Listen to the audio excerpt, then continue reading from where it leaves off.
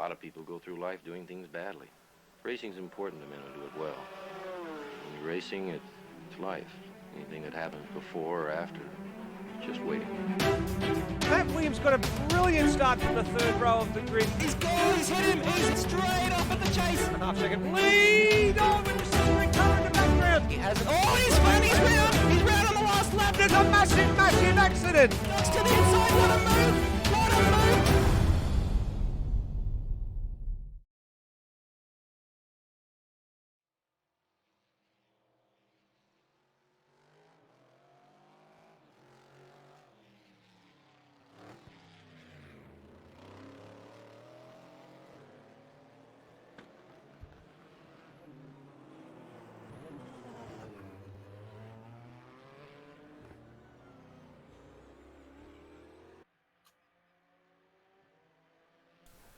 Good evening, everybody. With that microphone issue now sorted, welcome to the third round of Automobilista Australia's endurance discipline here in 2020. And the hills are alive with the sound of music. But this isn't a Julie Andrews sing-along movie. This is the Styrian Hills in Austria, and nestled within its southern regions is the Red Bull Ring circuit. And the music to our ears is going to be the music of the GT3 machinery from the field that is assembled here for this 60-minute endurance challenge this evening. A very, very nice field it is too. 25 cars at the moment as we stand, and the chaos of Cavallo is behind us, and the next challenge awaits this magnificent field. And with the field in question comes a magnificent commentary team led by myself, Steve DeVries, and joined by not one, not two, but three other commentators for tonight's proceedings. So we'll start it off with the seasoned regulars. First and foremost, and has been around for GT3 for the majority of the time here in Automobilista Australia, and that's Josh Bagsy Bags. Hey there, how you going? Good to be here tonight in a large commentary team, larger than usual. Yeah, larger than usual, with the coronavirus epidemic still continuing to sweep the world. Bringing in the next man, the man who is the encyclopedia of all things endurance racing, and if you want to know a bit more about his endurance exploits, look no further than WEC Chat, and that's Michael Zalavari. Yes, good evening, Nether. Good evening, Daisy. Good evening, everyone. Yeah, really excited. We've already, from what we've seen in practice already, this is going to be a crazy night. So really excited to be back again. Great to have you aboard. And third, and I think he's mainly here because he's bored, and you'll be able to catch up with him on Thursday night's stream as well for the Supercars stream. Hans Brunswick, what on earth are you doing here? What are you going to bring to this GT3 commentary tonight, my friend? A very good evening to everyone involved in the commentary box and to whoever's watching. And look, I'm just here just to have some fun because I did enjoy watching the GT3 race at Cavallo, and I did dabble in a bit of GT3 commentary last year, and I don't know, I just like coming back to GT3. I don't know. I guess maybe I want to take that hat of Mr. GT3 from Michael, and I want to put it on my head. But I'm happy with my Supercars abode, and I'm just doing this, just interloping for the time being, just seeing what more I can add. Not sure how can I add, but I'm going to try my best. Michael, he wants to take that GT3 hat from you, but somehow I don't think that is going to be removed anytime soon. No thanks. No, sorry, Hans. If I can't remove the V8 hat from your head, you're not taking the GT3 hat from mine. I say that in jest. I'm just saying that you nobody does it better, to quote Carly Simon. I appreciate that. Thank you very much. Well, gentlemen, let's have a little bit of a look at how things are in the land of Automobilista Australia's GT3 World Series for this year. Let's take a look at these point standings coming into tonight, because there was a little bit of chaos at Cavallo, Bagsy, and it has changed the pecking order a little bit here. There are a top five comprised of all gold class drivers, but then the silver class drivers are starting to intermix it with the gold ones here as well. Yeah, there's been the silver class drivers, and we saw this last season as well, often punching above their weight and putting some of the gold drivers to shame a little bit. Of course, being GT3 racing and anything being able to happen, a DNF will send you a long way down the point standings compared to someone who managed to finish all the races even mid-pack. We can see Lewis Wedding, who was our first race winner, is now only in third and 7 points back because of a poor showing last round at Cavallo.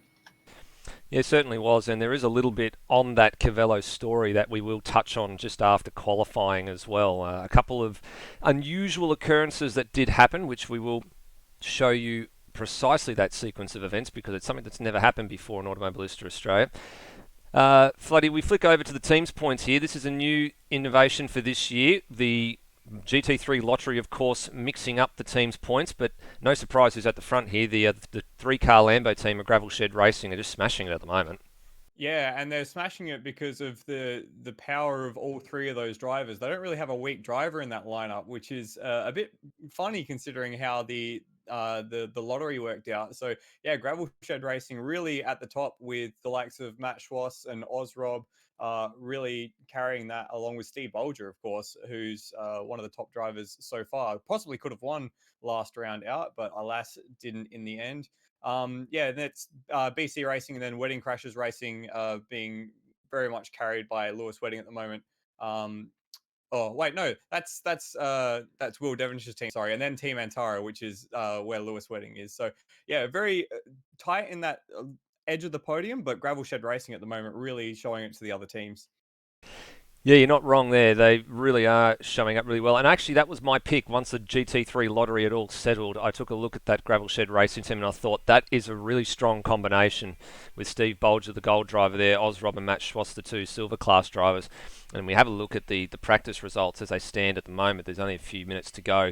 Bolger and Matt Schwass, 3rd and 4th. Ozrob, the other man in that team, down in 15th. But there isn't a lot to separate time-wise in things for the practice session that's just about to complete. So it is a pretty tightly packed field. Only 2 races out of the 9 they've completed so far. And as we flip over and have a look at our GT3 calendar, you can see that's where we are, round 3, the Red Bull Ring here in Austria for 60 minutes. Bathurst is up next, so 2 weeks from now, the GT3 run around Mount Panorama, which was actually the very, very first race in Automobilista Australia history, was a GT3 race around Mount Panorama.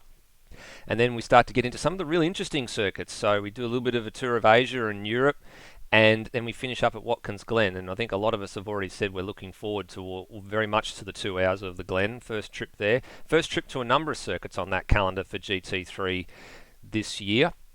And with that in mind, when we have a look at tonight's race info screen, Michael, this is not a track that you would typically associate with GT3 racing.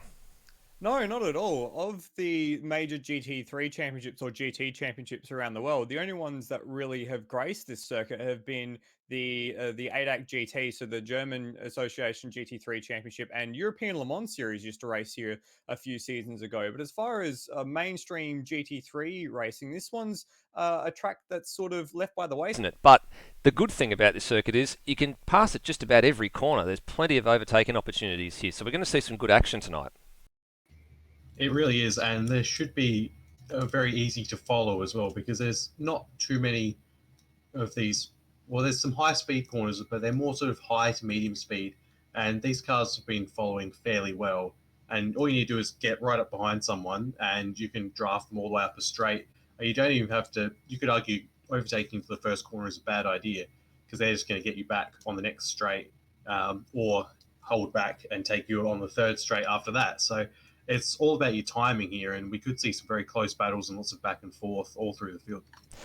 What do you reckon the favourite passing zone is? I think turn 2 is the most obvious choice, probably turn 2 and turn 3, but there is plenty of runoff, but turn 2 I think we expect to see a little bit of chaos given the tight nature of that corner up there in the top left-hand corner of the track map.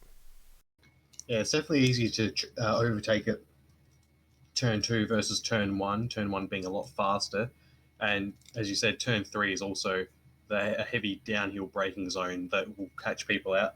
I think we might actually see a few going into the penultimate corner as well.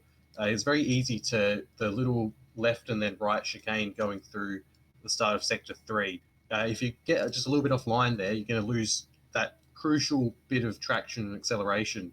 That means that someone can get alongside you into that final corner and sort of sweep through the inside and then take the preferred line into the final corner onto the straight. Yeah, and that's a really, really important note you've touched on there, Bagsy. The fact that these corners, a lot of them, they encourage you to take just a little bit more further back. And of course, you've got your track facts there on the right-hand side. So this is a 60-minute encounter, so we expect we're going to get somewhere from 46 to 50 laps, judging by the times. Hans, one of the new innovations we've brought in here at Outworld Broadcasting for the Automobilista Australia streams this year is all the track records. This is one of the very first ones that we've had that doesn't actually have any track records. Cavello was last round, didn't have any track records. Likewise, very first time, we're going to try and set some new lap records this weekend. Yeah, it's going to be very interesting because we're seeing the times at the moment. They're separated by, you can barely separate a cigarette paper between each of these cars. I think the top, probably top 5 or 6, they're separated by about half a second. So considering the amount of cars that are so close together, any sort of, minute gain in time might put them into the qualifying record or to the race record, depending if we see one of the heavy hitters like a Lewis Wedding or Will Devonish, if they end up spilt later on in the race, they might just go around and just go for the lap record. So then they get their name up there on the lap record board. But it's interesting, the old Österreich ring and formerly the A1 ring and now the Red Bull ring, it's gone through a few different iterations. It's gone through a few different circuit reprofilings, but surprisingly, it's still a very balanced circuit. It's got long straights, it's got the long braking zones into tight corners, and that's why it's very good for passing, as has been alluded to earlier.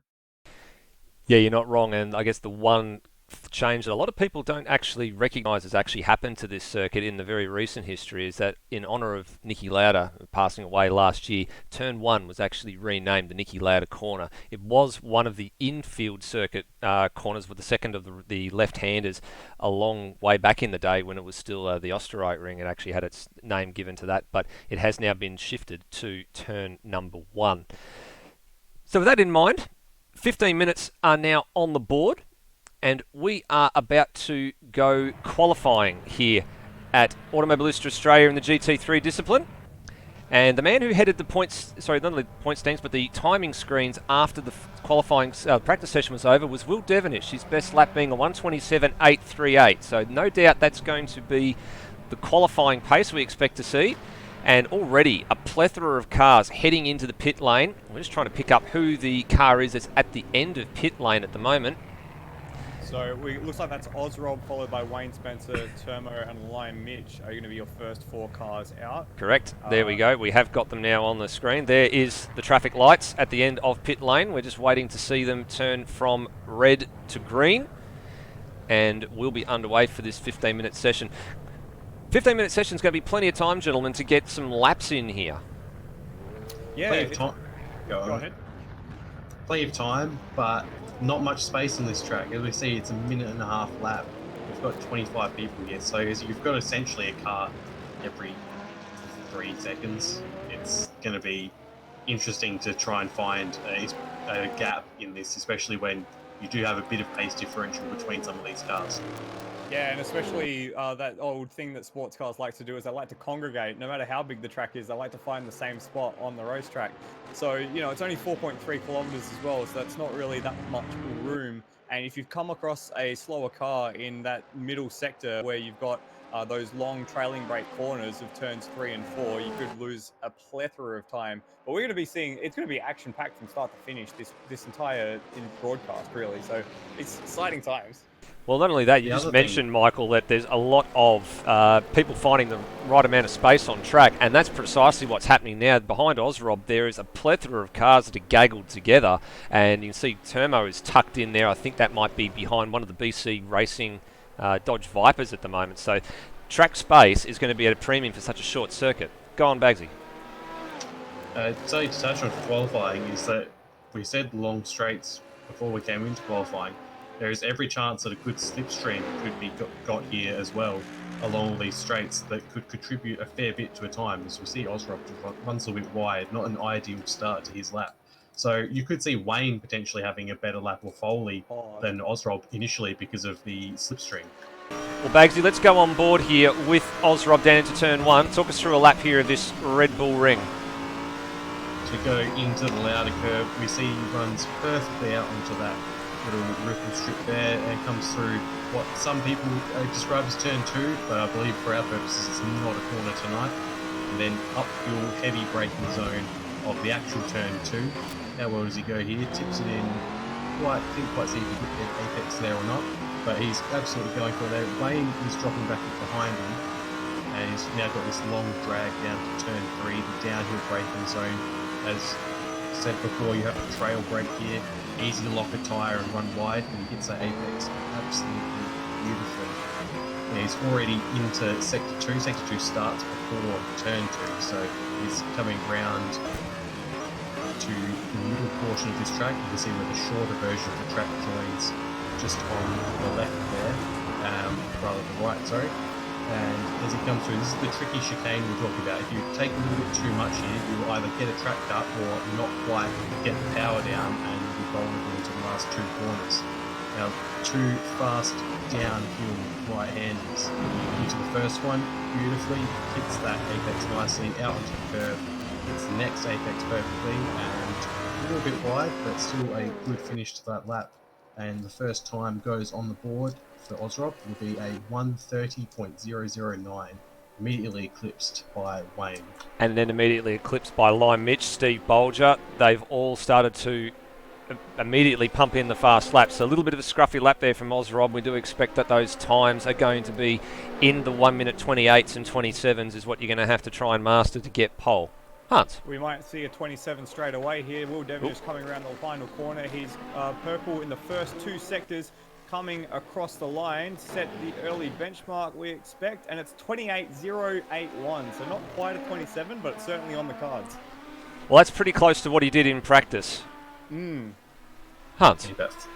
Now I'm just watching Lewis Wedding coming around for a lap, but his time to the second sector split was actually 0.2 of a second slower than I believe it was Steve Bolger's time, but now it's going to be Will Devonish's time. That is and he's actually faster, so 1:28.017. He is on the cusp of getting into the 27s, which Michael was alluding to earlier. Wow, that final sector must have been absolutely mind-blowing if he's gained 2/10 in that final sector. There's not really a lot of track to do that in. Yeah, I'm pretty surprised the run that he got because... Greg Torres, sorry, he's the first one into the 27s. The first time we've seen the Porsche out this series so far, actually, for 2020, and he's straight away into the 27s. He definitely had the pace in practice. He was our second fastest in practice. He was only 0.02 of a second behind Will Devonish, so as he gets surpassed by Steve Bolger, who's set his first time in the 27s of tonight. So he was just in the 28s in practice. He's now gone first with his time of a 1:27.767. So they're ahead of the practice times now. Just staying with Greg Tara for the minute, there's a yellow flag just very briefly in the middle sector here. Devonish has just gone even faster, 1:27.592. He has indeed, so that is quicker than the quickest lap in practice as well. That is the current best of the race weekend into the mid-27s. So the pace is heating up very quickly, and we're not even halfway through this session. Track grip is still going to continue to go up and up and up. So they might even get quicker. Tara's wringing the neck of this car, and he's gone wide off the final corner and aborted that lap. Steve Bolger, ripper first sector from him. It's actually a 20.035, so that's the best first sector we've seen, and I think that's probably about 0.07 of a second faster, and he's continuing with that flyer right now. So we're just going to get to the second sector split, or we've just passed it, Steve? We've just passed it. He was purple into the middle sector as well. He was 0.2 up on his own time as well, so this is looking mighty for Steve Bolger. Lambo could be dominating the Red Bull ring at the minute.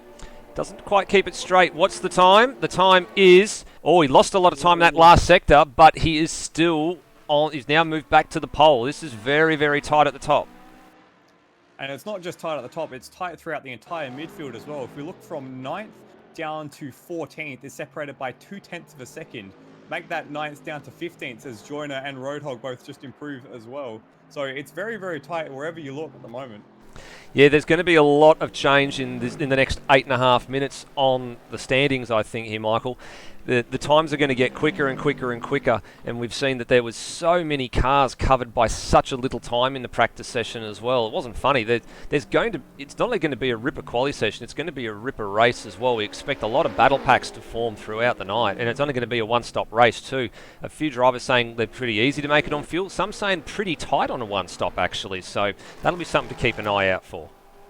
Something that I've just saw Will Devonish on his lap beforehand He came out behind his teammate Gary Neville while on his fast lap, and unfortunately got a bit held up. I thought they were trying to slipstream each other and get a bit of an advantage, but in the end, Gary Neville helped himself to the racing line and affected a fast lap from Devonish. So Devonish can definitely take this back if he gets a run in the next 7 minutes and 30 seconds. He's on an out lap at the moment. A little bit of a clumsy excursion there for Brendan Ross. He's only on an out lap, but that's going to put a bit of rubbish on his tyres. It'll ruin the preparation that he was making in this little bit of a sandwich, I think, with lime Bolger Mitch there and goes one of the quicker. Lambos.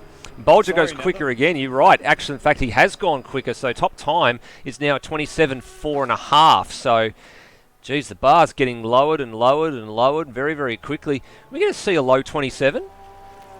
It's entirely possible. We might. I doubt we'll see a 26, but it's certainly not inconceivable at the moment. We're just about to see Will Devonish start his next flyer, and Tara's also on his next flyer as well. So if the track keeps gripping up and these guys keep find some space, we could see some crazy times. We're already seeing crazy times. Let's stay with Devonish here. He's actually got Brendan Ross behind, so maybe this might help the big Bentley behind a little bit with the Lamborghini running in front, creating a bit of a windbreak. If Ross can just stay in the tow and stay around behind Devonish, that'll actually maybe launch him up a spot or two as well. He's 3/10 behind Lewis Wedding at the moment. Devonish pretty close to his own time in the first sector. That's not a bad lap, so that's going to help Brendan Ross. In actual fact, Ross is doing a really good job here to stick with Devonish in qualifying, doing precisely what he needs to do. And who's that getting out of the way? That's Steve Bolger getting out of the way on the run from 2 to 3. Now, Matt Schwass ahead of them is on a fast lap as well. Through turn 3. Down the field, our race winner from last round, Brendan Foley, still down in 23rd. He's only set to one proper flying lap, and it was basically a 1 minute 31. He's going a lot better now on this lap. Probably not going to trouble first place, but should slot in somewhere in the top 3 or 4 if he doesn't make any mistakes. But leaving it very late in the session. This lap. Tara's just about to cross the line. He's improved by 1/10, but still sits in 3rd. At the moment, though, Michael, even improving by a 10th over your rival behind makes it another 10th they have to gain when they want to have a go at you as well. Because of the margins are so fine, you've got to take anything you can get. An improvement is an improvement, even if it doesn't warrant you another position. Now, Brendan Ross actually benefited massively from that Lamborghini tow. He's launched up into 3rd place, and look at the gap. It's only 0.025 behind Devonish's time, so that's really worked in his favour this lap. Yeah, Although- and he just eclipsed Tara as well. We saw just before Foley's jumped up to 5th as well, so he's finally set lap representative of his good times. Lewis Wedding, we haven't seen much of him so far, but he's just behind Foley in 6th. Matt Schwass, who's up in 4th in practice, is now down in 7th. Hans, who are you looking at on the timing screen there? Who's impressing you so far as punching above their weight? Who's the disappointment at the minute? Who do you think needs to be a bit further up the order? Early part of the session, I was actually really impressed with the younger of the Taras, the son, Noah Tara. He was doing a really good job in the Nissan. And but he's fallen back. He's just out of the top 10 now, or just at the tail end of the top 10. Turbo's jumped into the top 10, and at the minute he's pretty impressive at the moment. So Turbo, he's a quiet guy, but he lets his driving do all the speaking, and he's looking resplendent in the number 51 Castrol Aston Martin. And he's probably just slowing down to let Foley through. Yeah, that's right. So he lets Foley through, and he's taking the grass through there. So that's probably a penalty, but he's not on a flyer, so that's okay. But I'm not to put a cursing, but yeah, I'm very impressed with what Turbo did to jump up from down in the doldrums. He was hanging about 15th, 16th, and now he's put a respectable time on the board. 3.5 minutes to go. Still plenty of time to get a lap in. If you want to get 2 laps in, you need to get out onto the track pretty much about now. If you want to only do one more flying lap, you can probably afford to leave the pits with about 2 minutes on the clock and have enough time to get across the line and get yourself another flying lap. Who's the money on here, gents? Who do we think is going to end up with the pole? Oh, it's tight for me between Bolger and Devonish. I think it might go Bolger's way. I Bagsy? don't think Ross is going to trouble the timing screens anymore, given that he did benefit from slipstream on his flying lap. So I think he's not quite going to get it. Devonish is coming out with enough time to do 2 more laps, maybe 3 if he's super lucky. If he's able to keep on the pace of both his laps, he'll get 3 if he's fueled for it, which I actually doubt. Greg Tara's back in the garage. I would say any of the top 5, as Lewis Wade gets the top 5. Really, I think it's only Devonish or Bolger, and I'm going to go with Bolger to hold. He's certainly booking it at the moment. He's up on his personal best, which is also the pole time, but was very sideways out of turn 5. So as we watch him come through turns 7 and 8, at least on my screen, to cross the start-finish line, it'd be interesting to see how much he lost with that big slide. Bit of a slipstream, though, the whole way around this lap. Gained. Made a gain. Just a tenth, yeah. He was up about a tenth and a half at the second sector split, so not maybe as much as he should have gained, but he's going to use that slipstream again on the run up the hill into turn 2. Yeah, certainly using that. Compromised here though, because of that of Cracker on the outside there. That's good driving from them both, though. Cracker realised he was there and let him go. So, what was the time there for Bolger in Sector 1? It's actually a 19.975. It was a mega first sector. That toe, absolutely critical. But you're right, Bagsy. Slightly compromised on the exit of 2, but Cracker didn't make it all that difficult for him. The question now will be, can he get through? Yeah, he got through 3. The next question will be, can he actually hold it through Sector 2? Let's see. We'll get a timing split in a few seconds' time. Is it purple or has he lost some time? The question is, he's still up.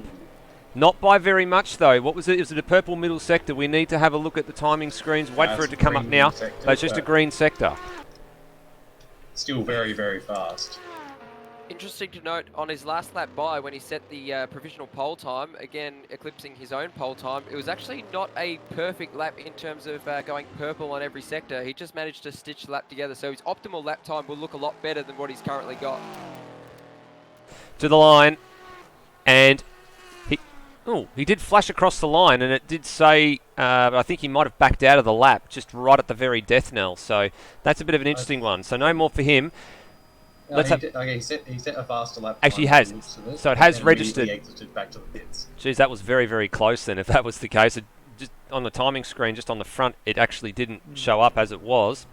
Now, Will Devonish has got the lights on here. He's got 20 seconds to get to the line and get a lap going. I think he's just got Matt Schwass ahead of him on track. So, getting to the line now. No, he'll get another lap though. So it's Ozrob. So Devonish will get another lap. Ozrob will get another lap. Now behind Devonish, I don't think there are many drivers left to go. Who's going to get across the line? No, nobody's going to get any more. So Zach Ross is done. And so too, I think that's Lewis Wedding, is it as well? Yeah, Wedding. That's Lewis Wedding, yeah. He was looking very messy on the second last corner. And the time reflects that. So he's about 0.3 of a second down. So Lewis Wedding holds station in 4th, Steve. Greg Tara coming across the line. Brendan Ross has looped it on the final corner. Brendan Ross has a big old accident behind him. Greg Tara cannot improve, stays 5th. All right, so the only man that can have a real serious threat here at the pole time is Will Devonish. What was he like through Sector 1? He was a 20.0, so he was a tenth away from Bolger. And Ozrob, he was using Ozrob as a bit of a slipstream there, but I think he's probably been compromised out of 3 on the run into and out of turn 3. Second sector split's going to reveal it all. If he's within a tenth, he's still got a chance. And the timing sector split says no, disagrees completely. So there really is no point in him continuing this lap. He's not going to go any higher. He's not going to go any lower. He's going to have a front row start.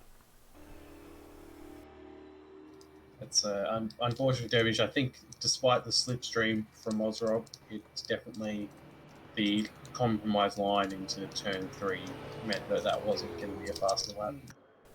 Roadhog, I think the last man going to set a lap there in 15th place. Improved on his last lap, so he'll start 15th. So qualifying record and the pole position as Devonish enters the pits goes to Steve Bolger, 127.367. So again, as we said a little bit earlier in the night, no track records at this circuit. Well, we've got one now. We've got a qualifying lap record. A very good one there from Bolger too. He kept improving throughout the whole session, so he's definitely the one to beat yet again. We saw this last race as well. It's his race to lose essentially at this point. I wouldn't necessarily say just based on the qualifying time that it's his race to lose. Remember, the difference between doing it once on one lap and doing it 50 to 60 times over a 60-minute race is certainly a different skill entirely. So maybe a bit too easy to say it's his race to lose, but he's certainly one of the guys to watch for the race coming up shortly. I'll definitely put him down as my pick for the win. I'll get in Oh, early, and he's my pick for the win. So certainly, you'll have yeah, to of go for course. someone different. All right, well then we're going to go over to Hans Brunswick and see what he's got in mind for a victor as well. So Bagsy, who have you decided to pick for the win tonight? I'll definitely go with Steve Bolger. All right, and Michael? I think Devonish's consistency or Lewis Wedding's tactical nous might see them win. I'm going to go Devonish. All right, Hans, who's your ace in the hole? I'm going to go with Steve Bolger solely on the basis that he didn't convert at Cavello, and I think steam's going to be coming out of his ears, and he's going to have a lot of, I guess he's going to have a lot of, how do you say it? He's going to channel that rage productively, and he's going to get the win tonight. So I'm in Bagsy's court, but probably not for the same reason as him. And I tend to agree with what you're thinking about here. Steve Bolger actually could have won both races that we've won so far. The safety car intervention very, very early at Silverstone sort of scuppered the strategy a little bit, and then it came out at a bit of an inopportune time at Cavello as well. So that's sort of, he could have won both those races, absolutely 100%. So I kind of agree where you're going. I kind of also agree where Michael's going with this. I'm just going to be different because I like to be different. I'm actually going to say that I think we're not going to see anyone who's currently qualified in the top three win this race. I think it's going to come from outside. I'm thinking that maybe we could see an upset, perhaps someone along the lines of a second win for Foley. Maybe even a Greg Turra win might be on the cards tonight. If anything happens to those top couple of guys, watch out, because Greg Turra, I tell you, he's got some pace on board, and I think that he'll handle that Porsche rather nicely tonight. And it's great to see a Porsche and GT3 racing again. Oh, we've been missing the Porsches here, haven't we? I have, at least. There's actually You may have. There's a Porsche that's actually not running tonight, actually, as well, which is Heath Dixon, or Goofball Antics from ARW, who's actually been in a little bit of bad health at the moment. So I'm sure he's watching along at the moment, Goof. So if you are watching along, we hope you get well soon. Same going for Zirus from ARW as well. Of course, having a couple of issues as well with his health this evening, so he's not taking part. But gentlemen, hopefully we'll see you back in the near future, actually for the next round at Bathurst with a bit of luck. Well, while we have a little bit of downtime in the race session, we've only got 3 or so minutes left in warm-up, which is actually a bit shorter than usual. I'm going to have a quick look at the chaos that unfolded that was Curvello. So let's bring it up for you here on the thing here. So this is how the whole thing actually started. It was the safety car came out as a result of this contact here between Zach Ross and Steve Burko. There it is down at turn 1 at Cavello. So that was what triggered the yellow flags and stopped the pit lane from accepting any cars coming in. Now, this is Brock Harvey. Now, he was the last car, or the first car, that was 1 lap down. So as per the rules, you are afforded the lucky dog if you're in that position, which means you get to get your lap back, but you have to lap the whole entire field. So there he is at the back of the beginning of the train. So that was your top 3 before the pit stops took effect. And there he is in second place on the run to the line at the green flag. Now, that is not the position he needed to be in. So that's the problem number 1. The lucky dog needs to pass all the cars and catch up to the tail end of the field. All right, there we go. They go back to green flag racing. And there he is. So that was issue number 1. Issue number 2, now watch out here. So here's the safety car coming into pit lane. Now it was only a 2-lap safety car period. There's a race leader. There's Brock Harvey. Right. Now if we freeze it here, you'll see there's John McDonald, Wayne Spencer and Liam Spencer. That's the 2 Ferraris and the Nissan. They have entered pit lane as the safety car has come in, and that's a big no-no. So what that resulted in was 5 drivers getting penalties for being out of position. So Brendan Ross, Brendan Foley, Will Devonish, Lewis Wedding and Zirus all ended up with penalties. They all happened at the same time. So on the broadcast, what we saw was that Brendan Ross received a penalty, but we didn't actually see everything else underneath. There were several other drivers that did get a penalty. And when the live steward went to clear the penalties that were in play. The only one that we could actually find to clear in the live stewards admin was Brenton Foley's.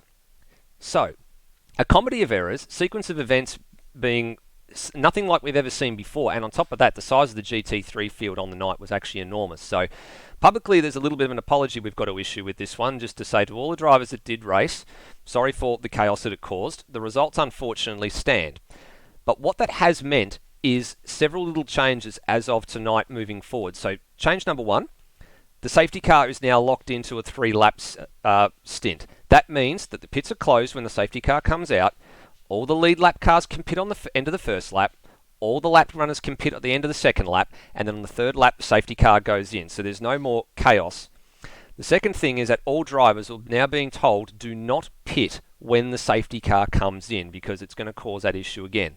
And the third thing, and this will have been brought up in the driver's briefing, is that how the execution of the lucky dog, should it occur again, needs to happen. You actually need to pass all the cars and come around to the back of the field and join up in the train to get your lap back. You can't just go straight to the front of the field and resume racing from there, because you're just going to cause a lot of chaos, and in actual fact you end up getting blue flags as a result anyway.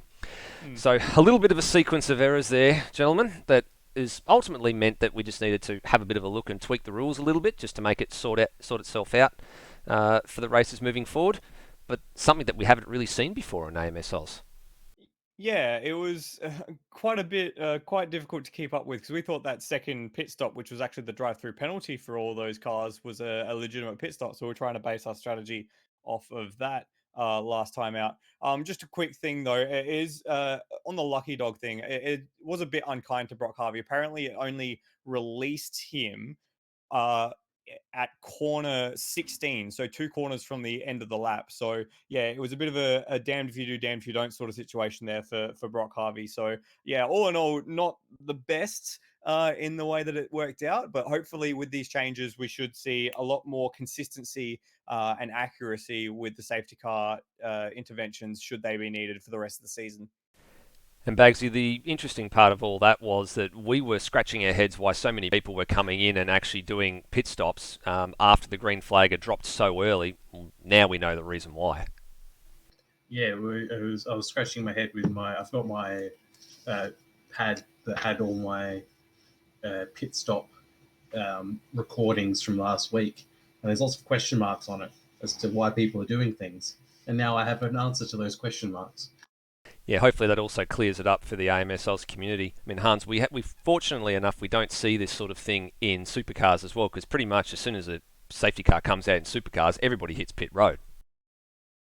Yeah, I guess it's just the different strategies and the different regulations involved. But I think by slowing down the process and giving 4 laps to basically neutralize the field and then sort out the pit stops, so you've got the lead lap cars and the lap cars and the lucky dog involved, and just being able to do all of those things over 4 laps instead of, say, 2, which would give you, it wouldn't even give you 1 full lap of safety car running. It would just be an out lap and an in lap for the safety car. So I think these changes will make it a lot easier for people to follow in the stream, and also just to avoid the sort of I guess farce in terms of having a lot of people serve penalties, and we were thinking that, oh, they're going to pit, but thankfully it won't repeat itself, because we're able to slow down that process and just take a bit more time just to get things right.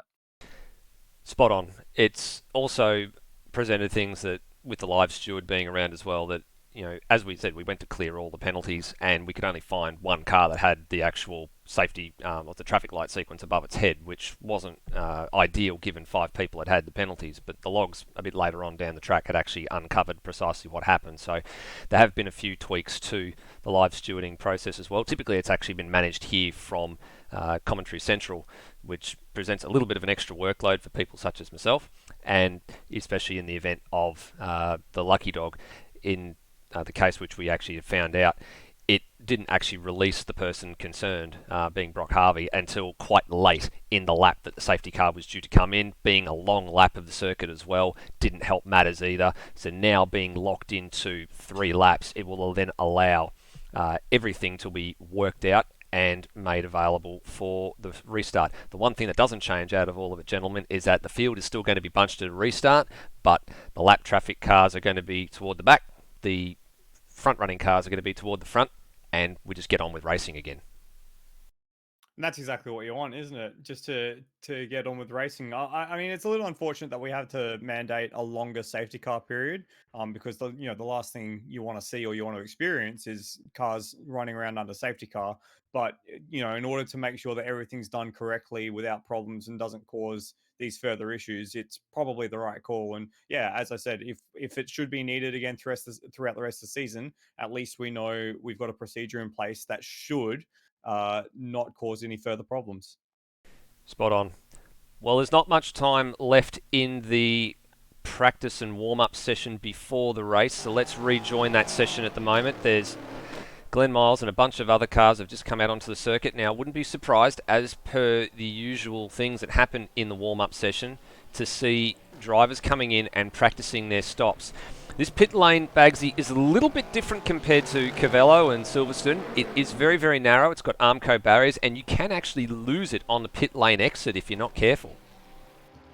Yeah, it's one of those things where normally you'd expect it to feed directly back onto the track, but in this case, it's kept separated all the way out past the first corner to avoid any horrific incidences at the start, or not at the start, rather when people are exiting the pit lane.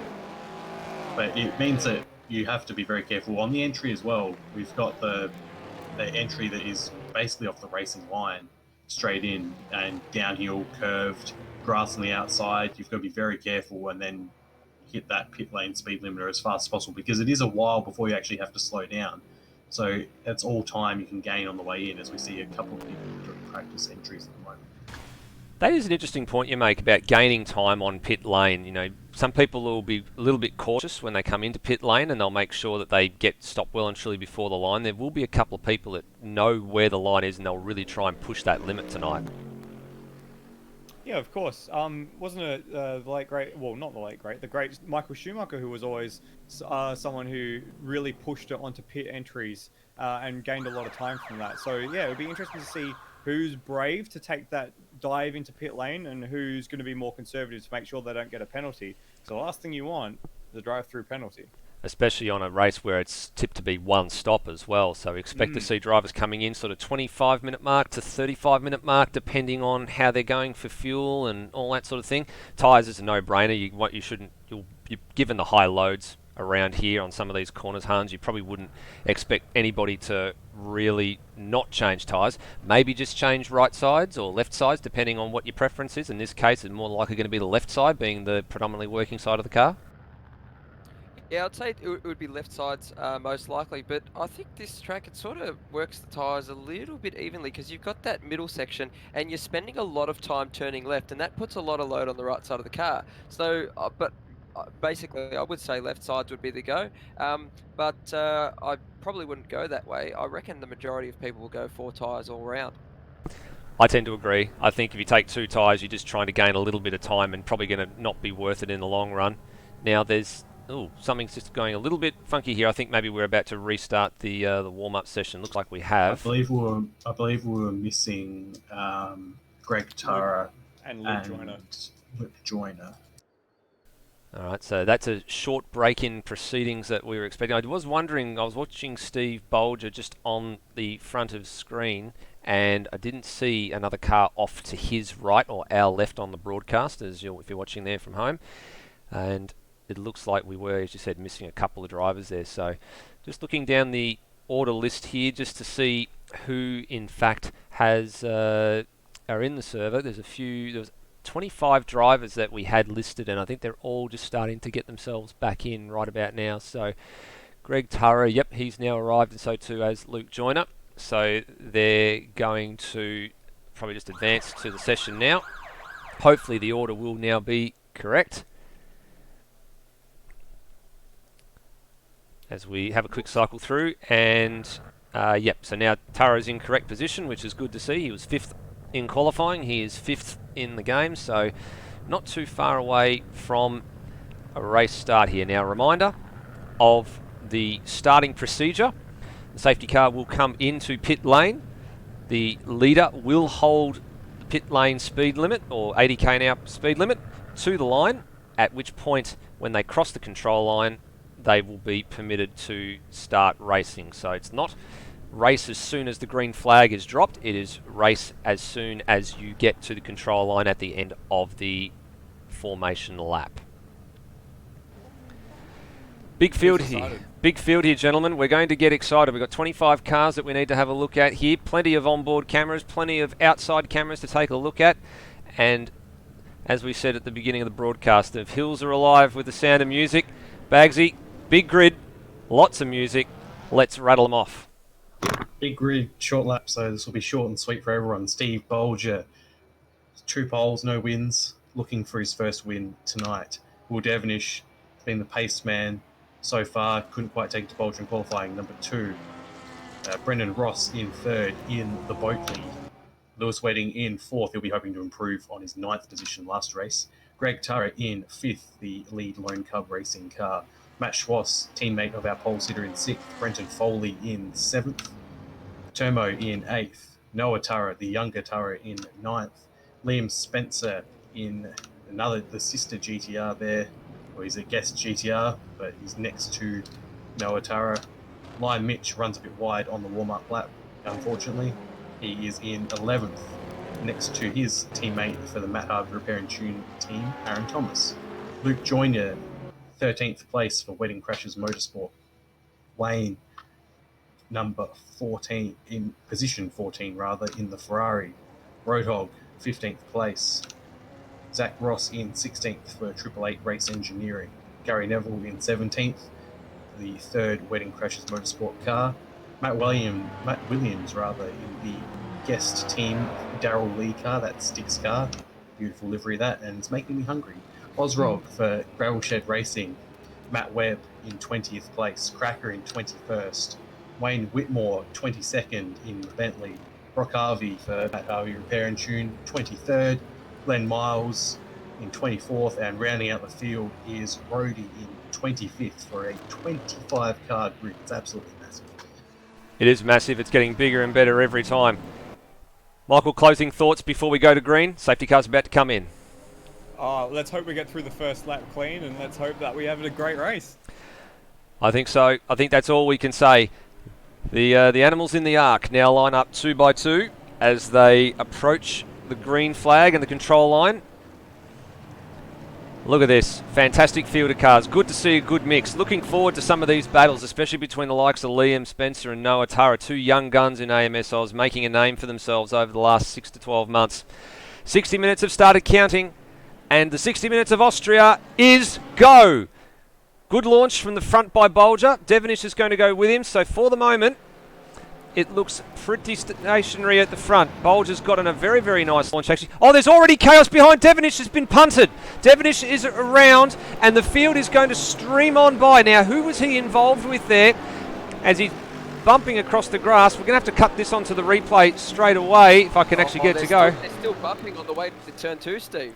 So there was, sorry, I didn't mean to cut you off, but it was Greg Turra, and I believe it was Termo's around. Termo's around at turn 2. Yeah, there's plenty of action going on down here at turn number 2, and we suspected this was going to happen, that there was going to be all sorts of drama at turn 2. So Glenn Miles is still at the back, Brock Harvey, and look, Will Devonish is down to 22nd place. The little replay graphic is not actually up and running at the moment, so we're just going to have to sort that out in the next little bit. But this field of GT3 cars, Devonish, a massive, massive lose out of that. Bagsy, have you been able to work out who he actually came into contact with off of turn 2? Just having a quick look at I had a quick look, and he actually did it all by himself. He was, no contact at all. He just lost it on the exit. Wow, so that is a massive, massive problem for Will Devonish. He's got a lot of traffic to get through here and a lot to do in the opening stanza of this race. Termo off the road at the chicane there as well, so he was another one that's lost out big time out of this. But Steve Bolger now from Lewis Wedding. Brendan Ross up into 3rd place, Foley up to 4th, Greg Turra up to 5th place. Now look at this 3-car train that's already jockeying for position on the front straight. Luke Joyner's had a pretty good start as well into P6. But this is where the nice little battle is juicy at the moment. Brendan Ross, Brenton Foley and Greg Turra. Foley up 3 places already and terrorizing the back of that Bentley as they come up the hill towards turn 2. Foley's looking very racy at the moment, maybe just with a bit higher tyre pressures as he looks towards the inside into turn 2 and backs out of it. But Greg Tara behind him going very deep and get punted. Tara got turned around very, very quickly there. If I can just have a few moments to sort out one little thing here on the broadcast position, then we'll be all good to go and take a look at what happened to Noah to Greg Tara.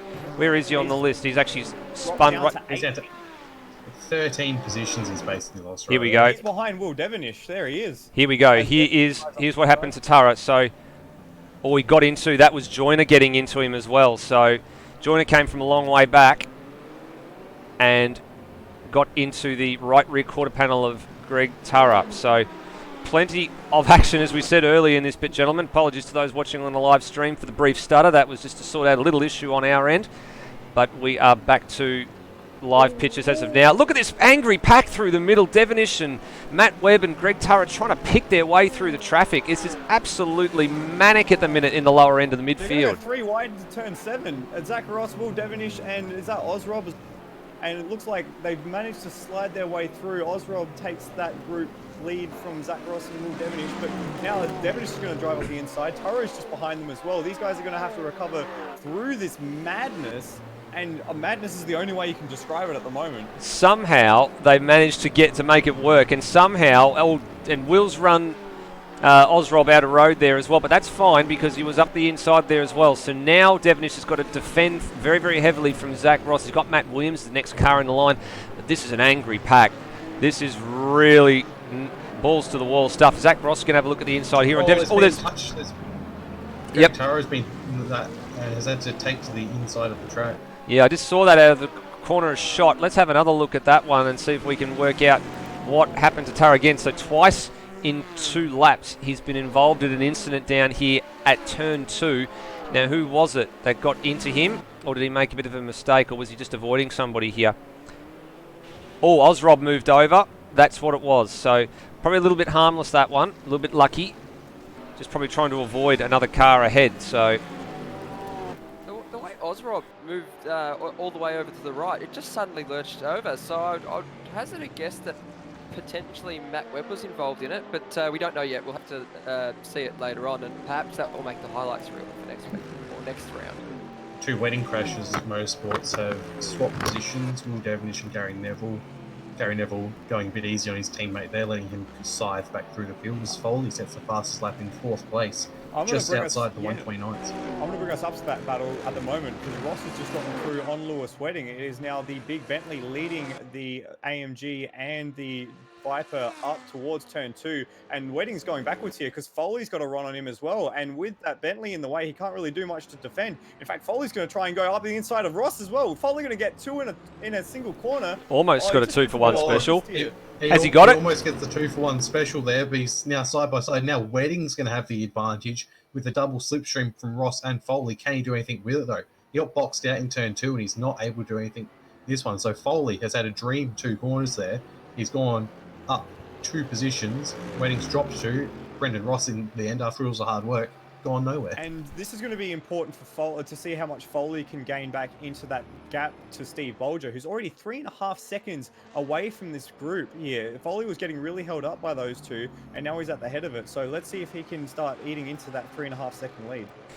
That was a beautiful exhibition of not only attacking driving, but defensive driving on the run to turn 3 from Brenton Foley as well to hold them off. But he's going to have to hold them off for a little bit longer, I think. These guys are going to try and stick with him and use that slipstream much to the same way that Brendan Ross did in the qualifying session to vault his way up the qualifying order.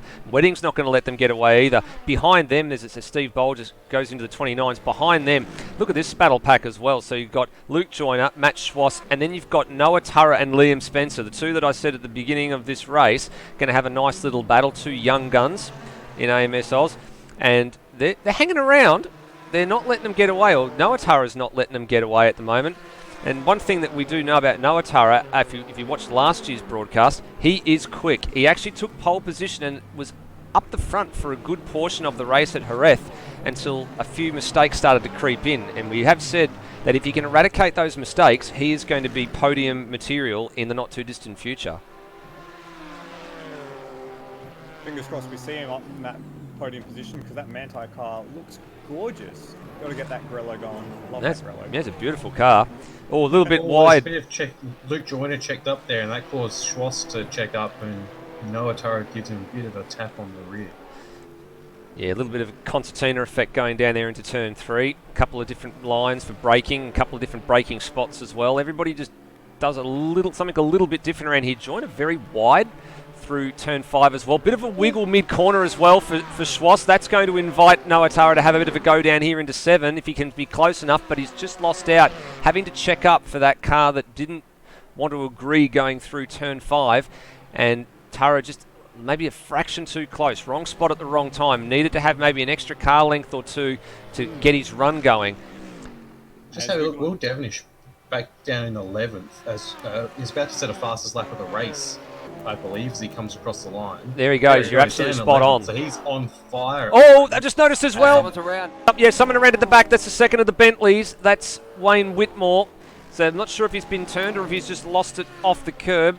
Deserves a second look though, nonetheless. I just caught it back a shot as I was cycling through looking for Will Devonish.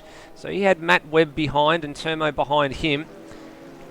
I think he may have done this all on his own. Maybe just gassed it up a little bit too much. Yep, all on his own. All on his own. It's easy to do with.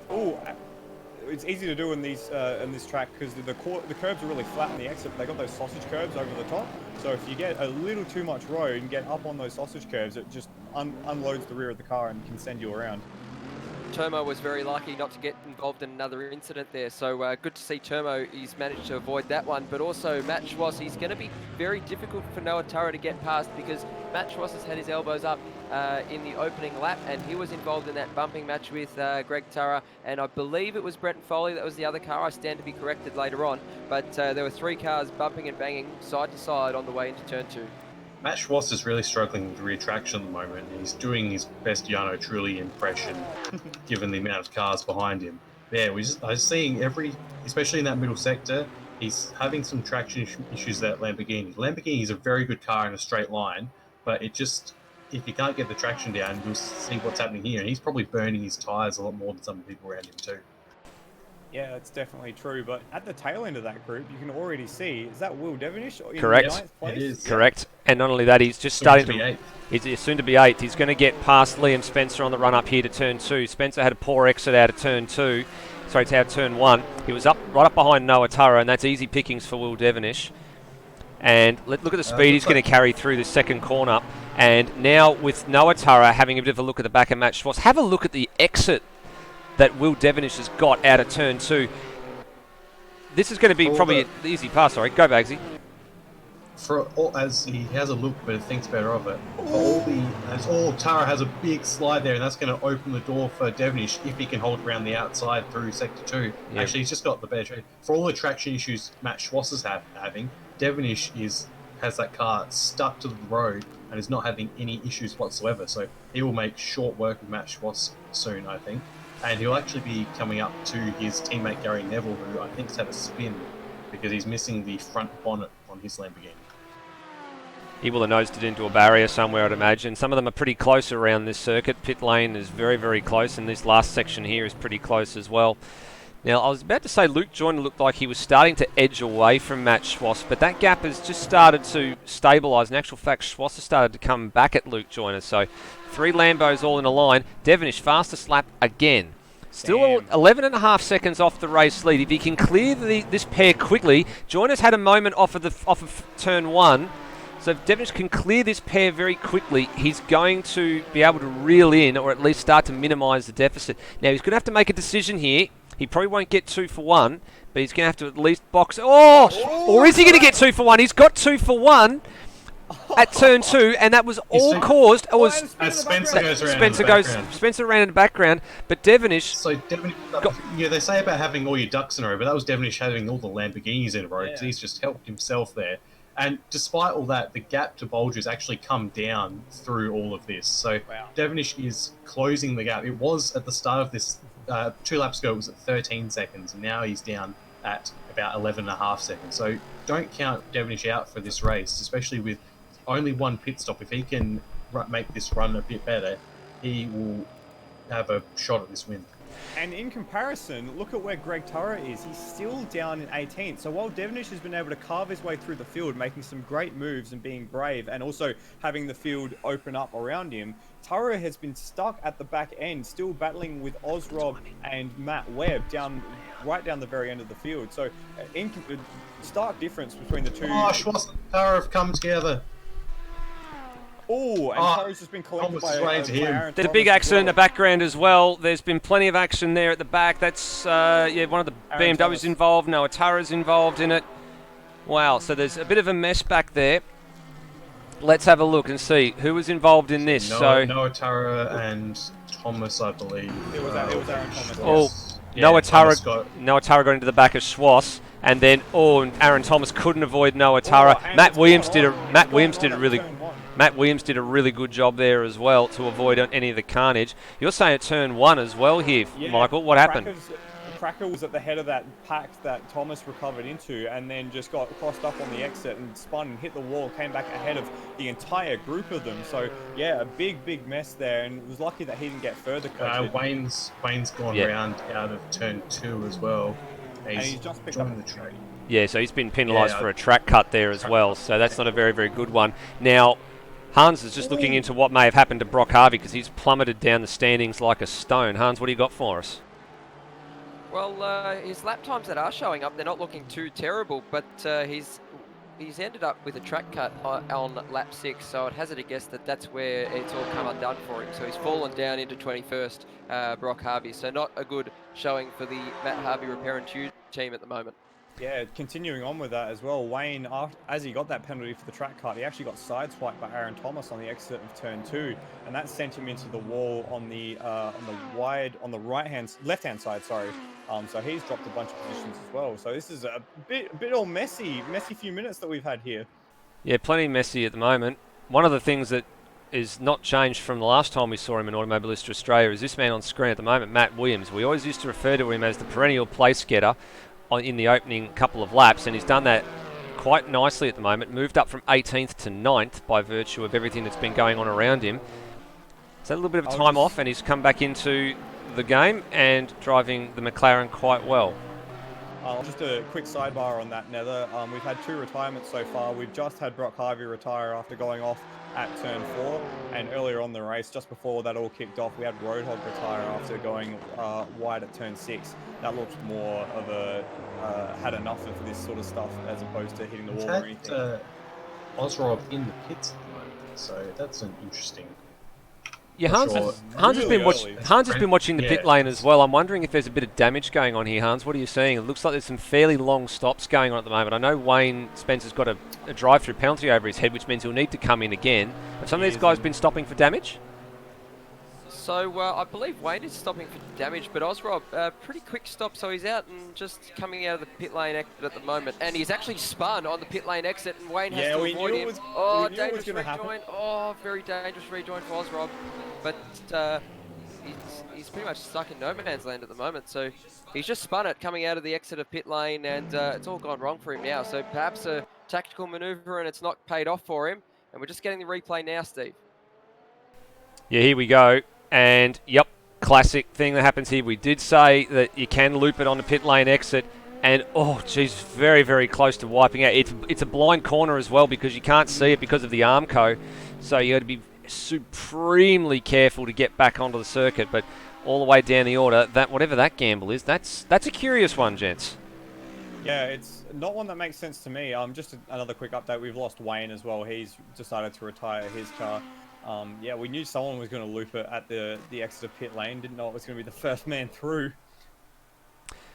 Well, let's have a look at what's going on here at the moment. So Steve Bolger just lost a little bit of a chunk of time through the second sector to Brenton Foley, who was much quicker. In actual fact, the quickest man through sector 1 was Will Devonish on the current lap. Foley was purple through the middle sector by 4/10. So they were pretty well matched, Bolger and Foley, in sector 1. Foley's taken some time out in sector 2, so Bolger's, I think, maybe just thinking a little bit long strategy here.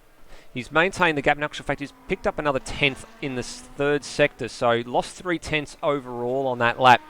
But now with 43 minutes still to go, this is probably where you need to start thinking about setting yourself up for when your stop is going to happen to make sure you can actually get to the end of this race. Some guys are going to have used a fair bit of tyre trying to get through the traffic. Some guys will have used a bit more fuel trying to make sure they get through the traffic. And yeah, one of those will be Will Devonish, who's still setting fastest laps. He's just set a 28.3. But it's a great point you make there about what he's using to get those fastest laps. He might have to pay that back in the pit stops or at the tail end of the race, whether that's in fuel saving or if that's in tyre management, because as quick as he is, he must be using more of his car at the moment. That gap that was 10 seconds between himself and the leader when he crossed, when he got into 5th position. It's still around 10 seconds, but he's much closer to the tail of Lewis Wedding and Brendan Ross now.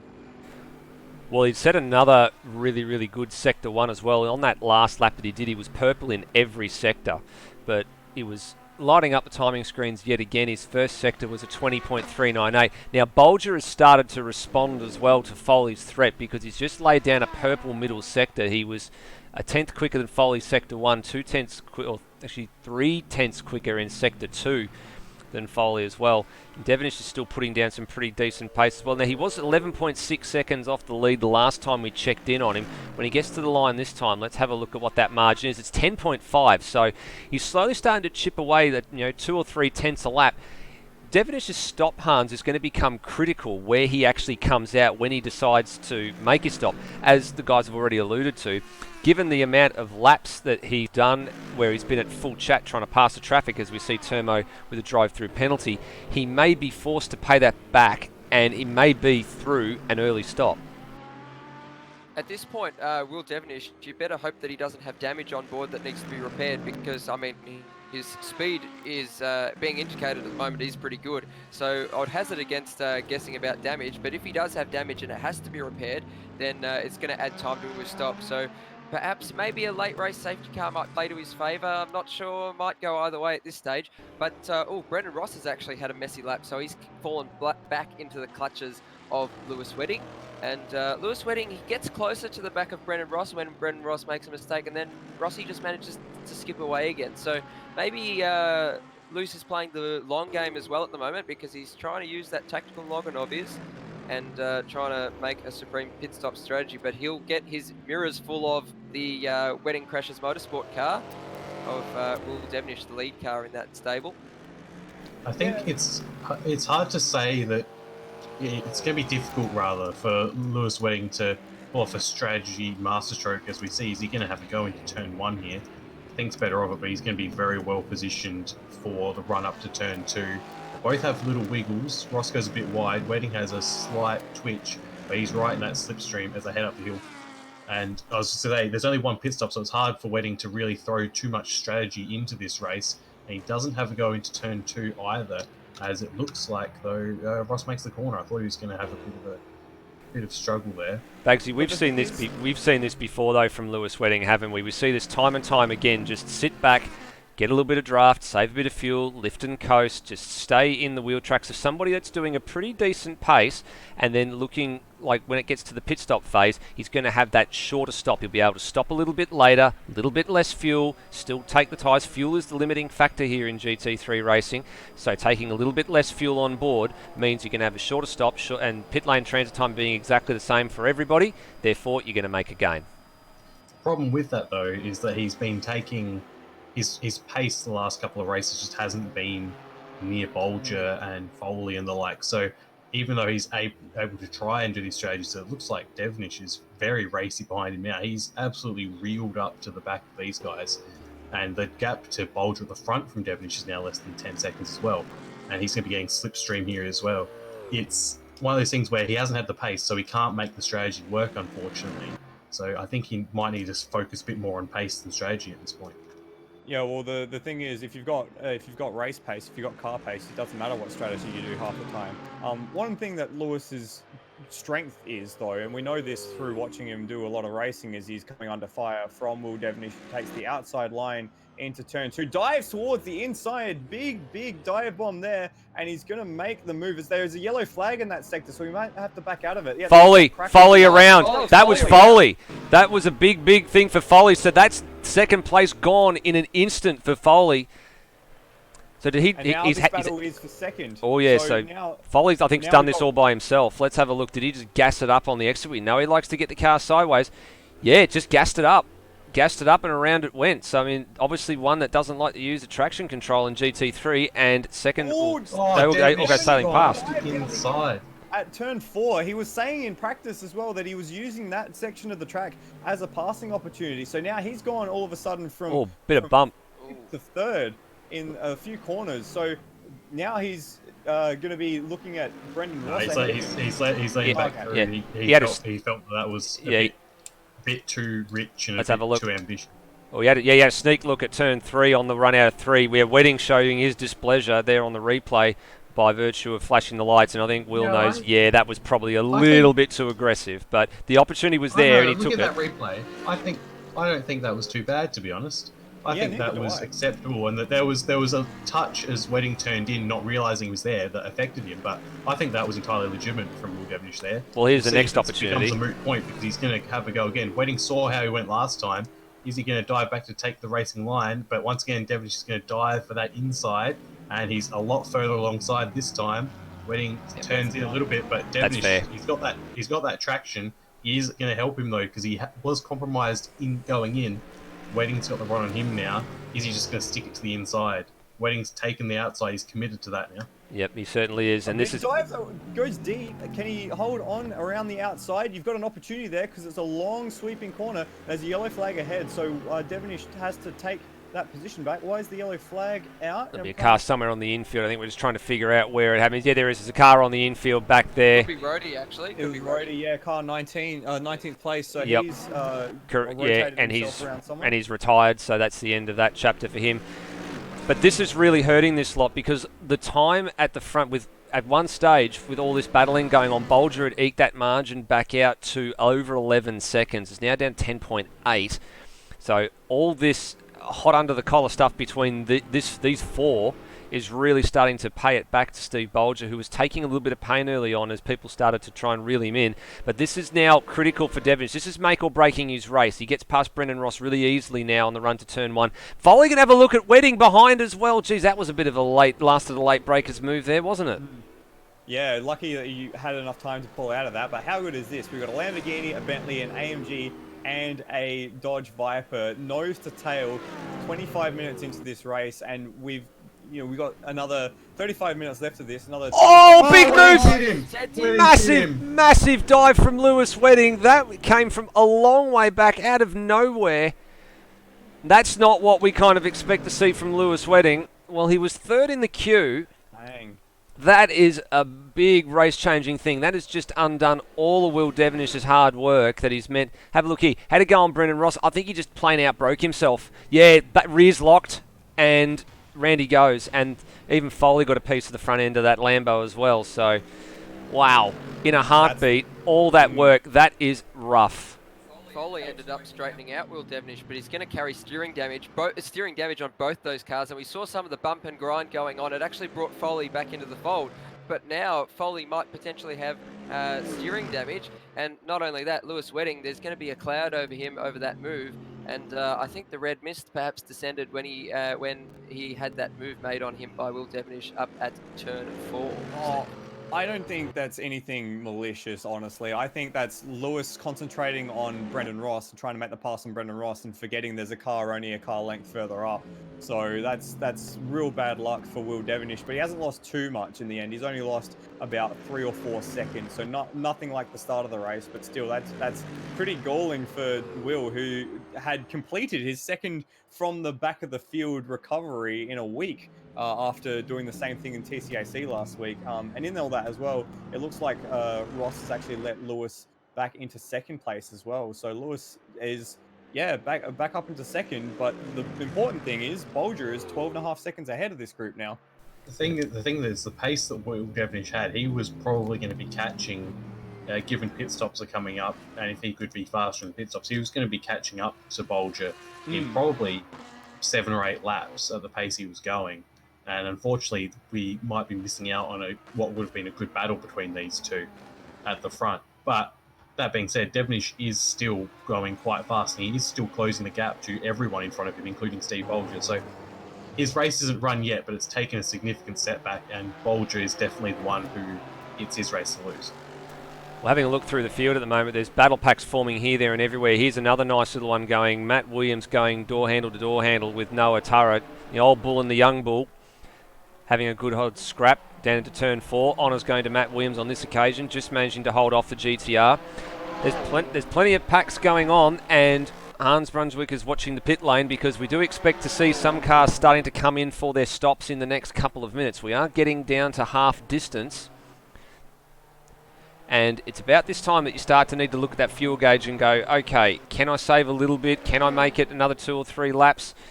When can I come in for a stop? Now, we've already seen the likes of Ozrob and Co that have come in for their early stops off sequence. We had no idea why that was the case. You might be banking on a safety car and getting to the end of the race like that, because if you maintain on the lead lap and you have fuel to the end, you're going to gain so many positions when everyone else has to come into the pits.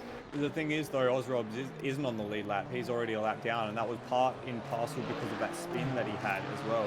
So that strategy, while it's good in theory, he's behind that battle that we were watching between Matt Williams and Noah Turra. Just a quick update on the tail end of the field. It looks like we've had some game crash issues for a few people. Rhodey saying that his game froze on him, which is why he's retired. Walshy saying that his game crashed, and Brock Harvey saying that his pedals broke down, so he was receiving poor inputs. That's why they've had to retire, unfortunately. But at the moment, it's looking weird. I'm surprised that we haven't seen someone try and take that early stop. Sorry, Michael. Foley's in for his first stop and only stop of the night. That was literally what I was about to say. I'm surprised we haven't seen anyone stop yet. And here follows Will Devon. A few others. Luke Joyner and Matt Swoss. Yep, correct. Here they're all starting to take the bait here at the 31.5-minute mark, or thereabouts. So 2 Lambos in, 1 Lamborghini in. Matt Williams has taken the bait as well, so he's decided it's time to get in. He can get home from here. So the next question is for Brenton Foley, is when he comes out, where he slots into, because he was in that battle pack for 2nd, 3rd and 4th. Here comes, it's Glenn Miles coming into the lane as well. So we're just watching Brenton Foley at the moment just to see if he gets off pit road cleanly. No issues with the traffic. Glenn Miles gets through. Fuel, as we said, is the limiting factor here. So the car's got all 4 tyres on the ground, new rubber, and off he goes. So he's going to come out around Wayne Whitmore, I think. Just looking, there was another Bentley on the back straight. Now Wayne Whitmore being a lap down. Foley can't afford any mistakes because Bolger's continued around for another lap, and he's going to be, if he's not careful, a spin will put him a lap down. Yep, so yeah, that's... in fact, Bolger is the next car on track behind Brenton Foley at the moment, assuming there's no one coming out of the pits immediately. Well, there's the first problem. Luke Joyner, penalty for speeding on pit road. Will Devonish has entered the pits along with Brendan Ross, so it looks like Bolger and Wedding are the only ones continuing. Matt Williams getting off pit road. Ozrob has already stopped, as we said, cycling through the field here. Glenn Miles leaving pit lane as well now. Steve Bolger continues around. He's just exited turn 2. Pretty handy lead at the moment. Suspecting that he'll be onto pit road either this lap or the lap after. There's Luke Joyner in the background, who's just received the drive-through penalty for the cardinal sin of speeding on pit lane. We did say some people have pushed the limits. And that's a real shame because him and Matt Schwass were engaged in a great battle through that first stint. So that's basically just completely ruined that battle between the two of them. And yeah, it's real shame. I was enjoying that. Yeah, I was enjoying quite a lot of the battles that were going on, and this is going to be what we look out for, is whether or not these battles actually resume when the pit stop sequence is all completely cycled through, because there were, some 2 and 3 and 4 car packs that were all lumped together. Well, the pit lane is currently absolutely packed. Well, here comes a race leader. Ahead of Ross. Well, Steve Bolger has just gotten into pit lane now. Will Devonshire was in 6th place, and you're right, he's gotten ahead of Brendan Ross, so that's a good thing. But he's got a teammate Well, the sister car that is behind now in terms of Wayne Whitmore, so that hasn't worked out well for Will Devenish at all. He's now in a bit of a Bentley sandwich. Now, Wayne's a lap down, so he'll get the blue flags to get out of the way. Foley is ahead of Will Devenish as well, so Will's gotten a little bit closer to Brenton Foley, but probably not quite as close as he would like to be. It's now... Lewis Wedding is in. All right, Wedding now in. There's Matt Webb in the sister car up to 4th place. So Wedding in. There he is. Steve Bolger currently in as well at the moment. There's Turmo in between the pair of them. Turmo will get out ahead, but he's quite substantially down the order at the moment. So he'll stay on the lead lap for the moment, which is important for Turmo should there be a safety car. He will be on the lead lap. At the moment, the man who would be the beneficiary of the lucky dog is going to be Ozrob, as it looks like he is... Well, he'll have to come in and cycle through again anyway because he did have that very, very early stop. There goes And Steve Bolger's on Bolger. the move. And Lewis Wedding. And Greg Turra has just come Devenish into is the coming lane. up to the second to last corner. So too's Brenton Foley. So Brenton Foley on the main straight. Steve Bolger getting out of pit lane with a nice clear track either side of him as well. Wedding's just coming out of the pits now, so it's going to be very tight between Wedding and Foley as Yep, they he's both lost come out. around turn 1. Foley's and ahead Foley gets by a that mile. position. Foley's ahead by a country mile, so that's worked out really well for Brenton Foley. Lewis And Wedding down this to is- 3rd, and Devenish is now 4th and has cleared Wayne Whitmore, so he's now free to chase down Lewis Wedding at the moment. So currently So- now a net 4th. This is the importance of taking the pit stop earlier and getting that undercut going. I always prefer that strategy if you can make it work, because you get that benefit of getting those fresh tyres on when the track is at its most clear. Now, the guys who are taking those later stops, when they get those fresh tyres on, that's going to be when you've got the highest amount of traffic. You're going to be filing back into battle, so you're not really going to get that gain because you're going to be using that tyre to fight the people around you. We did see, though, Will Devenish get slightly held up by a lapped runner as he was leaving the pit lane. So it's not all plain sailing for those who pit early. Yeah, it's all about finding the slot where you can really come out and get some free air in, and it looks like that's worked out very well for Steve Bolger, for example, because he's got no one on track ahead of him. In fact, the next car on track ahead of him has just crossed the start-finish line, and actually he's halfway through Sector 1, so he's got plenty of room, which has worked out nicely for him. It's worked out well for Foley as well, because there's no cars in between the two of them at this stage. But yeah, as you said, hadn't worked out for Will Devenish.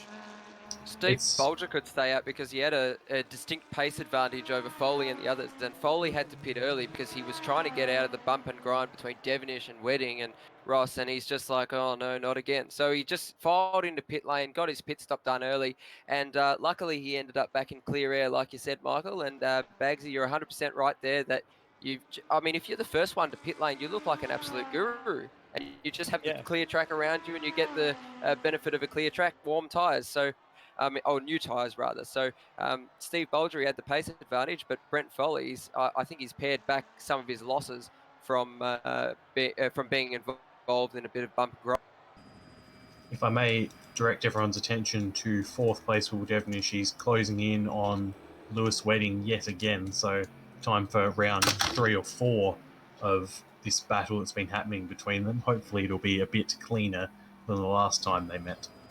I reckon the gloves are going to be off on this one. But the rules in bare knuckle boxing is that you can't hit above the shoulders, so it's going to be cleaner. Fingers crossed. Fingers, arms, legs, toes, and eyes crossed. Oh. While that gap is coming down the timing screens, we've got a battle for 6th position nose to tail between Lime Mitch and Matt Schwass. They've just come out of the pits. Yep, here they are. To each other. Here they are. Now, you remember Lime Mitch and Mitch Hathaway had that really ding-dong battle at Curvello for a lot of it as well. So this is 2 rounds in a row that Lime Mitch has really had to get his elbows out here, isn't it, Michael? Yeah, and he's up 5 positions from where he started. So really good run from Mitch so far. And yeah, battling with the second of the Gravel Shed Racing Lamborghinis. As Matt Schwass dives down the inside and pulls the Davizioso on Lime Mitch. Wow, so they're going to go side by side down the main Oh, Lime wasn't happy with that. He decided to try and get a nice little piece of Schwass's left rear quarter panel on the run too as well. Give it a little bit of a rub just to voice his displeasure. I think that might have been him just trying to get back, tuck into the slipstream as soon as possible and slightly misjudging it. But it's worked out fairly well overall because he's now right in that slipstream coming up to turn 2. But he's committed himself to the outside line. Committed really early here too. But he's got a lot of pace there, so he's actually just going to get in on the brakes a bit later, and he's made Look that at apex that. quite nicely. Look That was at very He's well made done. it work. That's unbelievable. What a move. Line Mitch, he went around the outside of turn 2, and Matt And look at Chossie's the just gap. like, oh. Look at the gap already. Unless they've been talking and Matt Swash has given that back. That is a crazy gap to pull out of that corner already.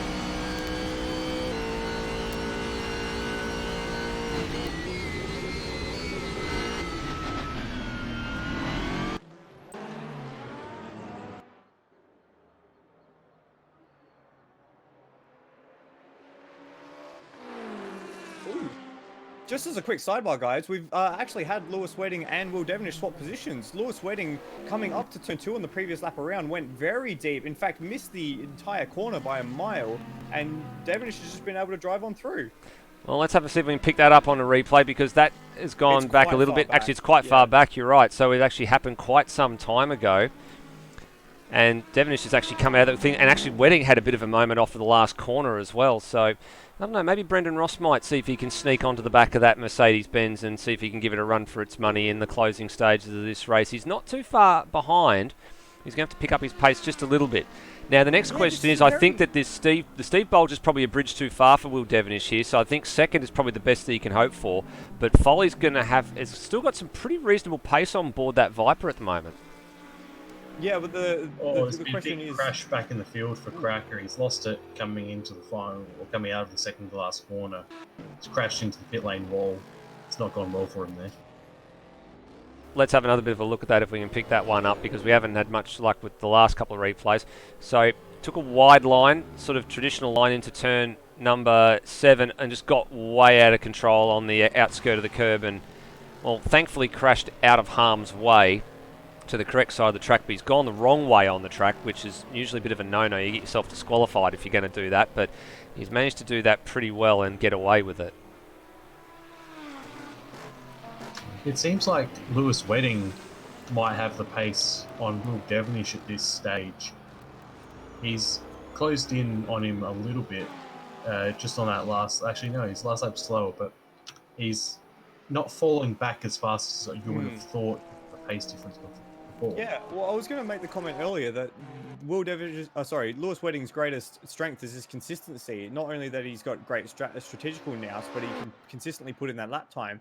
But it seems that not having the pace this series so far in that AMG has really stressed him to the point where he's been making these little mistakes. So it's been a very un-Lewis Wedding-like season so far from Lewis Wedding, who was he last year's GT3 champion, or No, he was runner-up. Finished second. Runner-up? Yeah. So This it's been interesting. Yeah, this battle between Schwass and Lime Mitch isn't going away anytime soon. They're going at it yet again down at turn 2. And Schwass had a run. Closing in on them as well. Yeah, you're right. Now, Schwass has gone the over and under here, so he took the high line through 2. Now he's going to try and set up the move down the inside into 3, so he's forced Lime Mitch to hold high and wide here. Traditional racing line, so then Schwass will be slightly compromised on the exit of 3, but he's done that pretty well, and he's going to get a good drive off, so he's just got a little bit of separation here onto run to 4 just to insulate himself from another attack, but he's wide at the apex by a country mile, and now he's got to do all that hard work again. Can he tuck it on the apex for turn 5? Yes, he can, but this one's going to go to the flag, I think, gents. These two are going to be, I think, locked together when we see them at the finish line at the end of this. That's the best kind of GT3 racing, isn't it? They both take all the liberties with the track limits on the entry to turn 7 and again turn 8. It's great to see, like as much as we like to dive into the strategy, and these longer races really allow that in GT3. Sometimes the door-to-door battling is just off the chain, and that's what we love to see in this sort of racing as well. We've seen that throughout most of the season so far, haven't we, Bags? We've seen some really good door-handle racing, save for the punting and the turning around. We have seen, a bit of paint swaps. Foley's off. Yeah, you're right. You're right, Baggy. He's gone It off. wasn't so bad. It's okay. All right, He's lost a lot of time to Devenish. Yeah, so looks like it was down around turn 3. He did have that moment out of turn 2, earlier on in the piece. There's Devenish in back a shot. Now, how much time did he lose? And Wedding will have probably been incentivised by seeing that too. Doesn't look out of the ordinary, just rear locking again by the look of it, just going for a little bit of trail braking and just a little bit too much brake pressure. Bias maybe wound a little bit too far toward the rear. It looked more front brakes possibly as well. Yeah. So it looked more that he's just missed his braking zone and he's just gone too narrow to try and sort of elongate that braking zone and try and get to the apex, and it just sent him going. Just quickly, Scott Nolan saying in our live chat, it's not quite Oz TCAC, which is 100% correct. And if you want to catch TCAC Wednesday nights every fortnight, TCAC running, yeah, great. But yeah, certainly good racing nonetheless. And we'll see Scott Nolan out there for the Tasmanian Twin Sprint on Thursday night for supercars as well. Scotty, get yourself and get Henry King out there. We want to see a really good field for Tassie. It's certainly looking like it's going to be a bumper grid yet again for supercars. Looking forward to that one on Thursday night. So Foley actually didn't lose a great deal of... it didn't look like he lost a great deal of time to Devonish, but Devonish has definitely picked up his pace a little bit. Now they're just slipping past Glenn Miles, who's done a really good job there getting out of the way on the run between 2 and 3. The gap now 1.3 seconds. Plenty of time still left on the clock here, Hans, for this one to be settled for P2 and P3. We did say that Will would probably be eyeing off P2 if he could get it by the flag, given his run of form in this particular race. He's been involved in all sorts. Yeah, he's been up and down, and I think more of the ups. I mean, the positives for him is that his pace has been really good, but the down aspect of it is that, I mean, could you have a worse race than what he's had? He's just been involved in incidents, and it's just really cruel his chances of making a really good run for the front. Incidentally, Cracker got a drive-through penalty, so not sure if that's on the entry or the exit of pit lane, or to do with track limits. But interesting about Brenton Foley. Now, when you miss your braking marker, you almost, when you're inevitably about to have an accident, you start pushing the brake pedal harder. And we start pushing the brake pedal harder when the car's going slower. The wheels start to lock up and things start to go wrong. But he managed to save it. And it's actually a wonder that he's able to stay in front of Will Devonish right now, because he should have lost a lot more than that. But for his supreme driving skill, I mean, I don't mean to pump up his tyres that much, but for his driving talent, he was actually able to keep that car nosing in the forward direction, thankfully.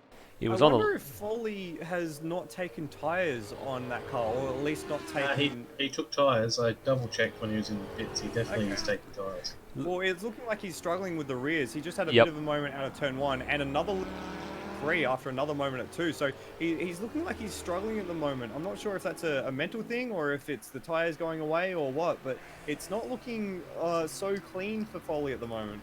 No, he was on the lock stops down at turn 2, so you're right. I think, Michael, you're right. He's just starting to struggle a little bit. As I said, maybe the bias has just wound a little bit too far back. He maybe just needs to maybe put it a notch or two further forward just to maybe cure that little bit of that rear locking.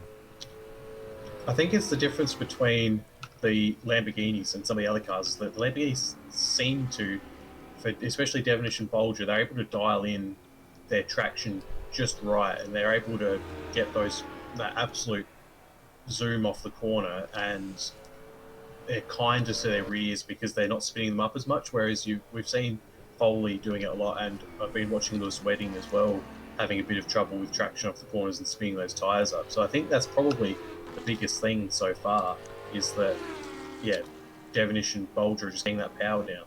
Speaking of Devonish, he's going to be on a here. Run on Foley up into turn 2. Is he going to have a dive up the inside? Yes, he is. Claims the apex and shuts the door on Foley as well. Doesn't let him get the over-under. So that's moved for position 2 for Devonish, but he's got Foley still on the inside now.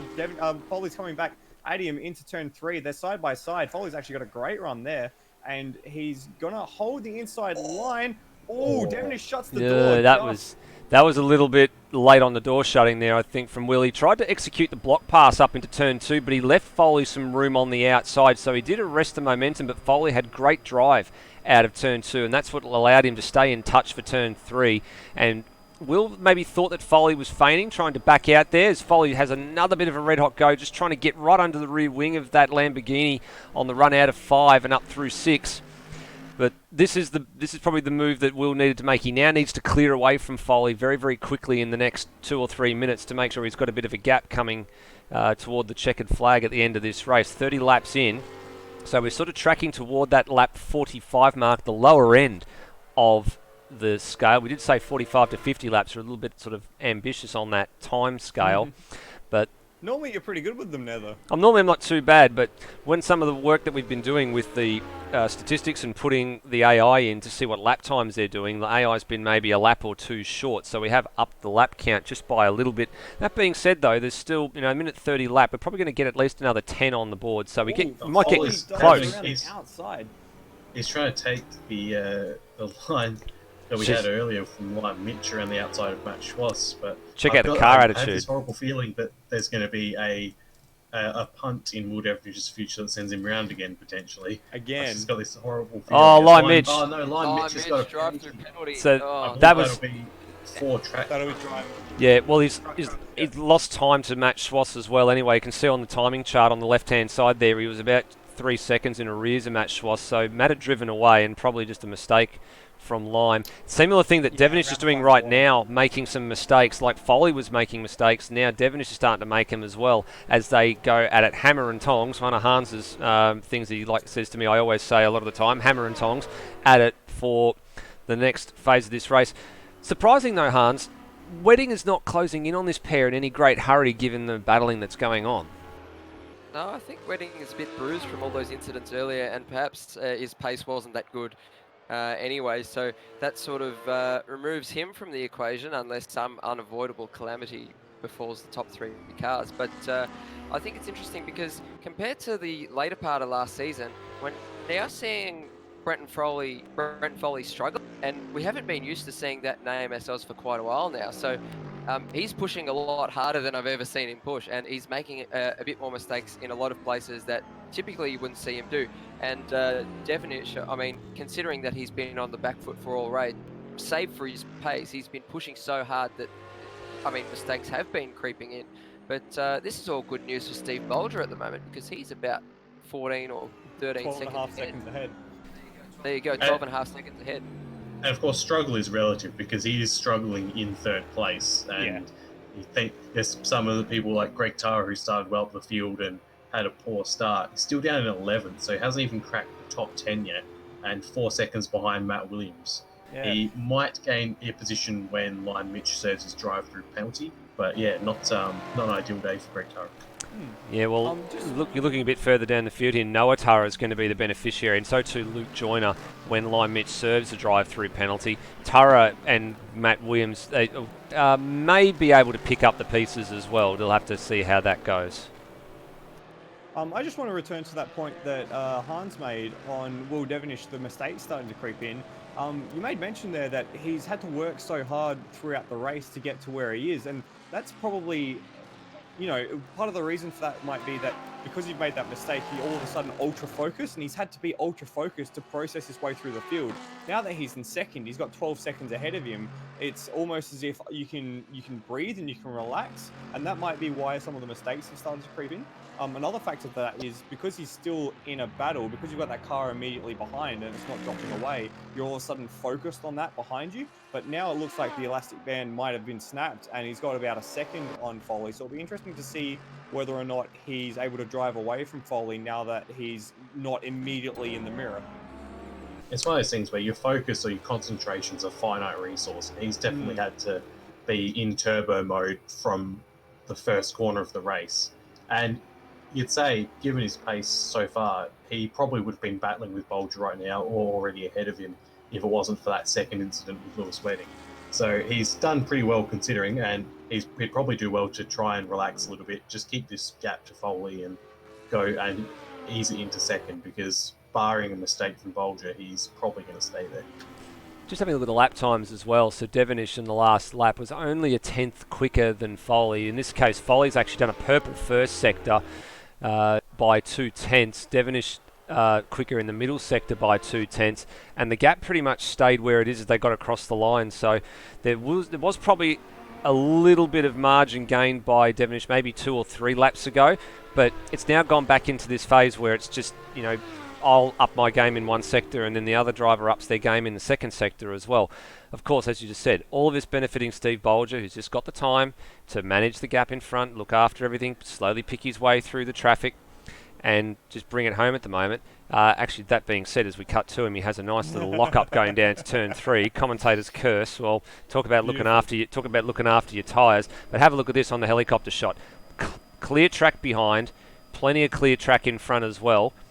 He's got an absolute paddock, as we can probably say, for everything. And he's actually just having a little bit of fun at the moment too. I think I can see plenty of locking. I can see plenty of smoke trailing from the back of the car as well. I'm wondering if he's actually pushing it to see if he can actually snaffle a fastest lap to go along with his qualifying lap record from earlier in the night. That'd be a bit risky. There's no points for fastest lap. There's only bragging rights. It's going to be difficult as well because Wedding's absolutely on fire with his time as well, and they're Devonish, you mean? equal. Devonish is equal to Bolger at the moment, and potentially even a bit faster. I'm actually just wondering, gents, just correct me if I'm wrong here. Has Bolger led every lap? I'm almost positive he's gone pretty close, I think. Yes, he was even first through the pit sequence, if I recall correctly. He was one of the latter ones through the pit sequence, I think, as well. That was Ozrob that came in early, but yeah. On lap 21, so yeah, he was in the last group. Yeah, so he's led absolutely every single lap of this race. So the only thing that he doesn't have for the Grand Chelem at the moment is the fastest lap. So maybe that's what he is looking for, but he's got a little bit of traffic in the form of Matt Webb right now, Matt Webb we did see in GT3 last year at one stage as well, subbing in for Mike Coulston, who's unfortunately had some personal dramas come up over in Saudi at the moment. So Mike, I'm sure, will be watching along and wishing that he was out there. But nonetheless, some good points for Team Antara Loose Sim Sport in the form of 2 cars being out there as opposed to 1. It's always good when you've got teammates out there to help you with the heavy lifting, isn't it, Hans? So that way you get a few more points towards your team's championship. That's what they say. Many hands make light work. Many Hans make light work. Many Hans make light work. Many Confucius say many Hans make light work.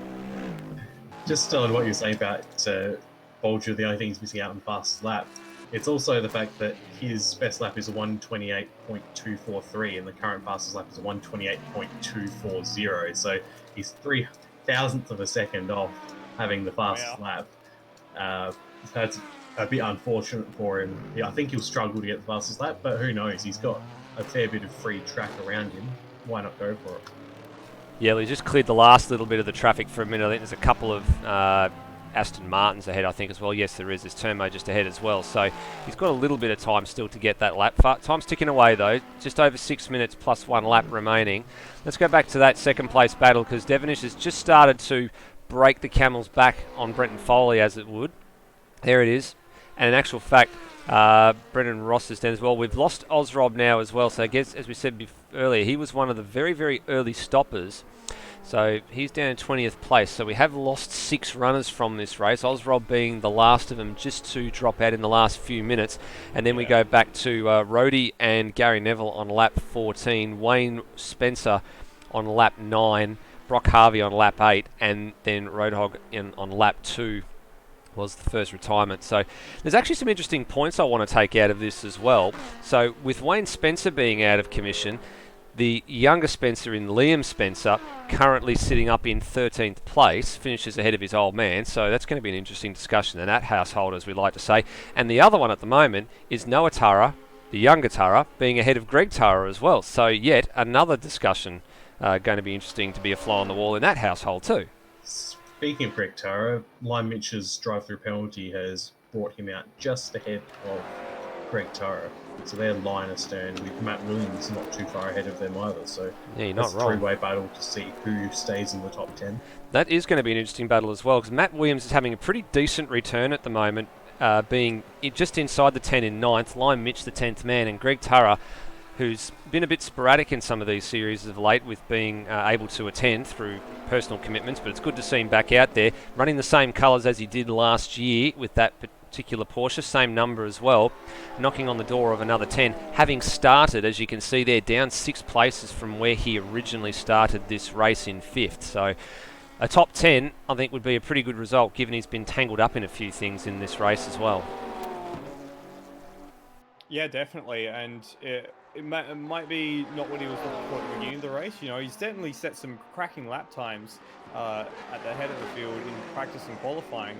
Like it's a matter of Or being Williams able to wide. replicate that. Sorry guys, Williams was very wide at turn 1 and he's actually gone across the grass as well. So that's going to give Lime Mitch the incentive and he slips past out of turn 1. So taking advantage of one's mistake, and that'll probably incentivise Greg Turra behind as well to have a go. Williams is not going to let this go though. Has a little bit of a look down at turn 2.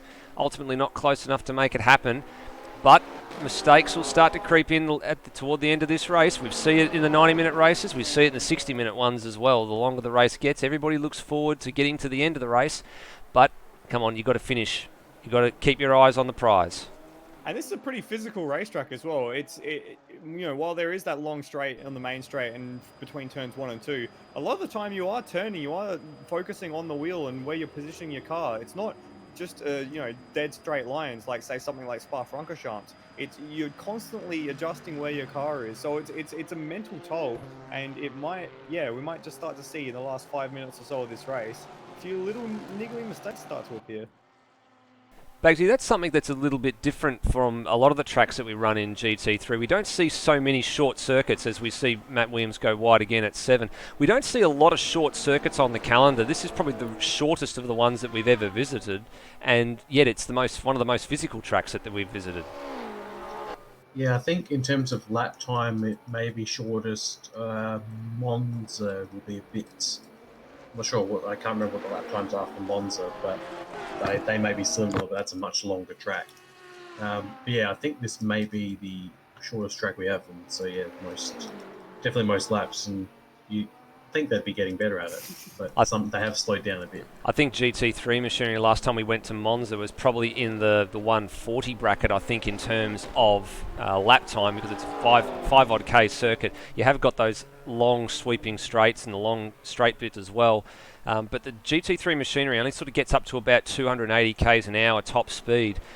We don't see it getting quite close to the 300 mark as we would have normally see in LMP2 or even supercars with tall diff getting up towards 300 k's an hour as well. So it's a little bit of a different challenge for the GT3s, and we are going there later in the season as well. So the place that's caused so much controversy before in all forms of racing we've had at Monza is going to rear its head again. Now have a look at this. Tara's really got the eyes on here. He's really looking over and under Matt Williams every way. Williams has really got a handful of this McLaren at the moment. Is he coming to the pits? Yeah, he's coming in for a stop, so he can't make it on fuel. Now he was one of the early stoppers as well. He was one of the first people to come in. So now Bagsy, who else was in that group? All right, so we had Matt Williams, Matt Schwass, Brenton Foley, Luke Joyner, just having a look. Actually, Glenn Miles as well. Yeah, Glenn Miles, Matt Webb. That was all the ones who came in on lap 19. So he's probably underfilled, going for the trying to gain some spots on pit lane. It did work for him for a little while. He did get up into the top 10. He was 8 places up on his starting position, but now he's ceded position to Greg Turra now, and Greg Turra, a bit of a good recovery there after ending up in a couple of incidents.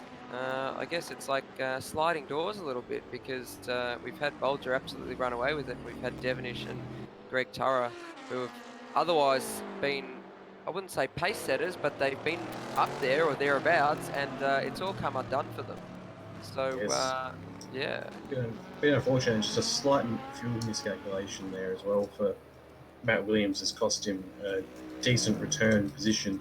It's one of those things where coming back into GT3 racing after a little bit of a break and working out exactly those break points for your pit strategy is definitely something that can be difficult. Well, time has now expired in this 60-minute race, so we're going to get a 41-lap race. Steve Bolger just coming through Sector 2 for the penultimate time. He's just tucked up here behind Liam Spencer. So there will be 41 laps in this race. So a little bit shorter than the estimate we had on the cards, so we might have to tell the AI that they weren't doing all that good a job anyway. Maybe they're doing too good a job, or maybe something silly happened. But we'll revise that for the next race at Mount Panorama. We'll have to do a few more laps.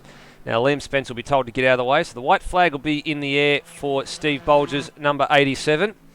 Gents, this gentlemen, has been knocking on the door for a win for probably the better part of the last 12 months in GT3. He's had some pretty good runs. He was on track for a debut podium at Interlagos and unfortunately got involved in a tangle with Brendan Ross last year. He got punted unceremoniously off the road at the first turn at Fuji in the GT3 series in the second half of last year. But this has been a really good night for him. He's had pretty much smooth sailing all the way through, led every lap, pole position, qualifying lap record. The only thing he's not going to go with the win tonight is the race lap record. It's unfortunate by 0.003 of a second as well. I wonder if that's a record or close to a record for the closest to miss out on a Grand Slam. I reckon it's probably pretty close. Because the circumstances for all those to come together would have to be pretty unique to get that close and not quite make it. That being said, Michael, he's going to be pretty impressed and pretty pleased, I think, with his night when he gets in the box after this. Yeah, of course. Remember, this is his first race win for AMS Oz, so not a bad way to do it, being taking a single lap and being, 12 seconds ahead of the field? 8 seconds now, but still, it's academic at this point as he comes towards the main straight to take round 3 of the AMS Oz GT3 World Challenge. Steve Bolger, congratulations. Well done, Steve Bolger. Well deserved, been a long time coming, and thoroughly earned after all the hardship he's been through. That's a great recovery drive from Will Devenish to get to second. So the top two that were on the front row finish where they started. Or Lewis Wedding in the background, you can see very, very upset with his performances, banging the car side to side. He'll finish 4th behind Brenton Foley. So our GT3 Challenge champion from last year earns a podium spot ahead of Lewis Wedding. Good solid drive from Brendan Ross. So actual fact, the top 5 finished in the top 5, but the I should just third, say, fourth, and fifth Lime last Mitch order. has had an issue somewhere, and he's got Greg Tara right on his back, and they're still racing together. They're coming through the last few corners. They sure are, and Luke Joyner's out of fuel. Out of fuel. Oh no! So this is now for 8th position between Lime Mitch and Greg Tara as they're coming into the final 2 corners. Is Lime Mitch out of fuel as well? He was shaking the car side to side. Is he going to have enough fuel to get to the flag here? I think he might be saving, but it looks like he's going to be okay. Just a short stretch line to go. We'll see if is he coughing. Oh, he's going. Oh, no, he's all coughing good. all right. Nah, he's all good. He's made it. Lime Mitch manages 8th position. Greg Tara just behind him in 9th. So Zach Ross is going to have a top 10 and Luke finish. Joyner is coming on top. Luke Joyner's not quite going to make it up the hill there. He couldn't quite roll all the way through. Zach Ross will get 10th. Zach Ross will come in to finish 10th as well. Now the next question for Luke Joyner is he's actually rolling back down the hill. Is anyone going to bother to give him a push? Maybe Will Devenish might come along and see if you want to try and give him a push here. On the race, so that's here you go. Yeah, Devenish is giving him a push. All right, so I've suspected that was going to happen between the teammates because if Joyner gets to the line, that's team's points. So we have seen this in Supercars and in Super 2. Is this going to be considered is this allowed help? Devenish has finished already, so that'll be interesting. There's no points. If Luke Joyner doesn't make it across the line, there's no points. But if he makes it across the line, then there is points. And I think that might be something for the federating body to decide on potentially. I think it's nice that he's getting the points. We've seen this in Super 2, and we've also seen this in Supercars as well, getting them to the line. They actually qualify to get points. So now Liam Spencer was a lap down, I believe. So there's no issue with that as Joyner now comes to a rest at the pit lane at the pit side fence. Now I think Joyner actually was one of those drivers that was in that battle pack at the that stopped first, wasn't it, Bagsy? Him and Matt Williams. So both of them have unfortunately come a cropper with regards to their fuel mileage calculations.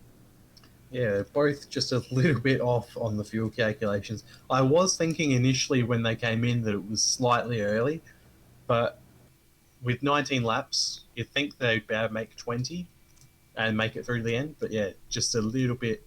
I reckon Joyner filled up entirely, and I reckon Matt Williams filled up not so much thinking he could make it and had to do that splash and dash. So a bit unfortunate there. It cost him a few positions for old Joyner, but he's made it to the finish line in the end. No, he certainly did make it to the flag in the end, so it's good points haul for them. They've ended up with a second place finish through Will Devenish. They've ended up with an 11th place finish for Joyner, which was on track to be 8th, which would have been some extra points. They pay the points down to 15th, so at least getting across the line keeps Wedding Crashers Motorsport in with a shot of some, staying toward the pointy end of the team standings. Steve Bolger, of course, taking the race win, gets maximum points, and then Matt Schwass for that Gravel Shed Racing mob as well, good 6th place. So And two cars Silver getting Cup- home with some points. Silver Cup winner Matt Schwash there as well. I think that's important to note as he will jump up, I think, into the lead of the Silver Cup with Luke Joyner's last lap fuel discretion there. So we'll have to do some sums afterwards. But yeah, admirable result from Matt Schwass to finish 6th and taking Silver Cup victory. Certainly is, and he's doing quite well in the point standings there as well. Well, I'm just starting to get the top 3 to filter through here for a little bit of a chin wag at the conclusion of that. Well, let's just say it was a manic 60-minute race. There's plenty of action throughout. We're just waiting for our race winner to come up and join us.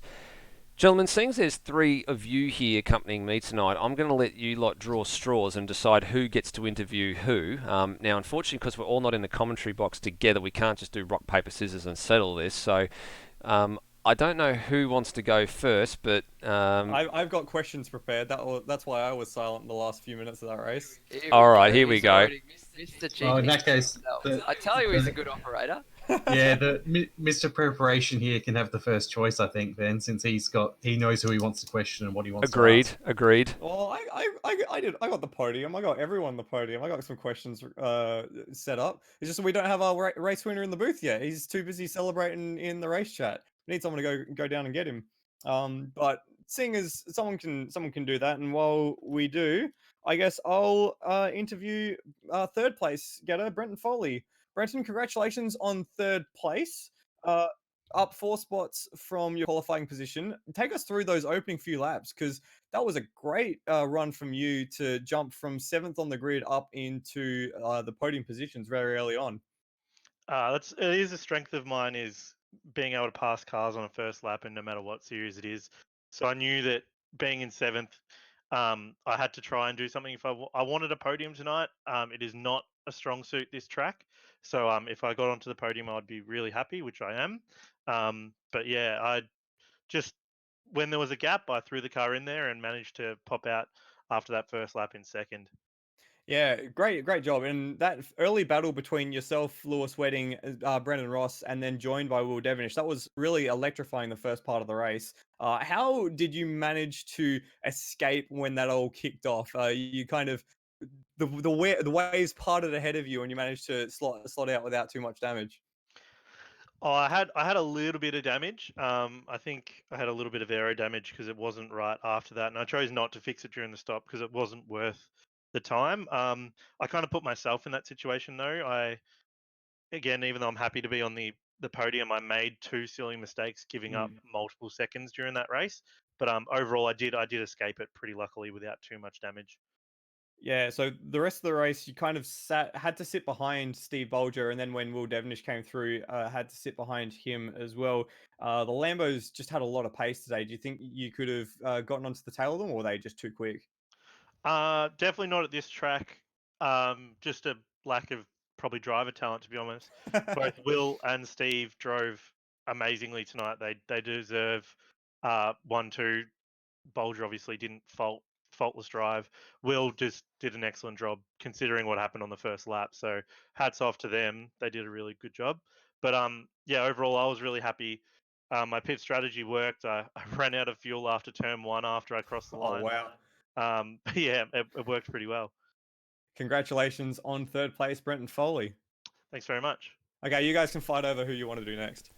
All right, who's lining up for 2nd place out of Bagsy and Hans here? I think I might give this one to Hans, I think. All right, handball it off to me. We're here with the man of the moment almost. He's set the lap record by 0.003 of a second in the race. He denied Steve Bolger the trifecta, or the Grand Slam as you like to call it. Will Devonish, you've been up and down. You've been pretty much everywhere, mate. You've been at the front of the field, the back of the field, and you fought your way back to a 2nd place. Congratulations. Yeah, thanks. That first lap, I was kicking myself, and yeah, I just got my head down, bum up, and I think I could have caught up to Bolger if it wasn't for that spin at the hairpin. But it's what could have been, I think, tonight. Indeed, it is. Commiserations in terms of that. But otherwise, your pace has been very encouraging. Are you excited for the rounds looking forward? Yeah, I unfortunately forced the team to pick a Lambo because I just love this car. It does exactly what I wanted to do all the time. Like tonight, I just wanted to get the fastest lap all night, and it would just keep doing it over and over and over again. So I was really happy with it all night.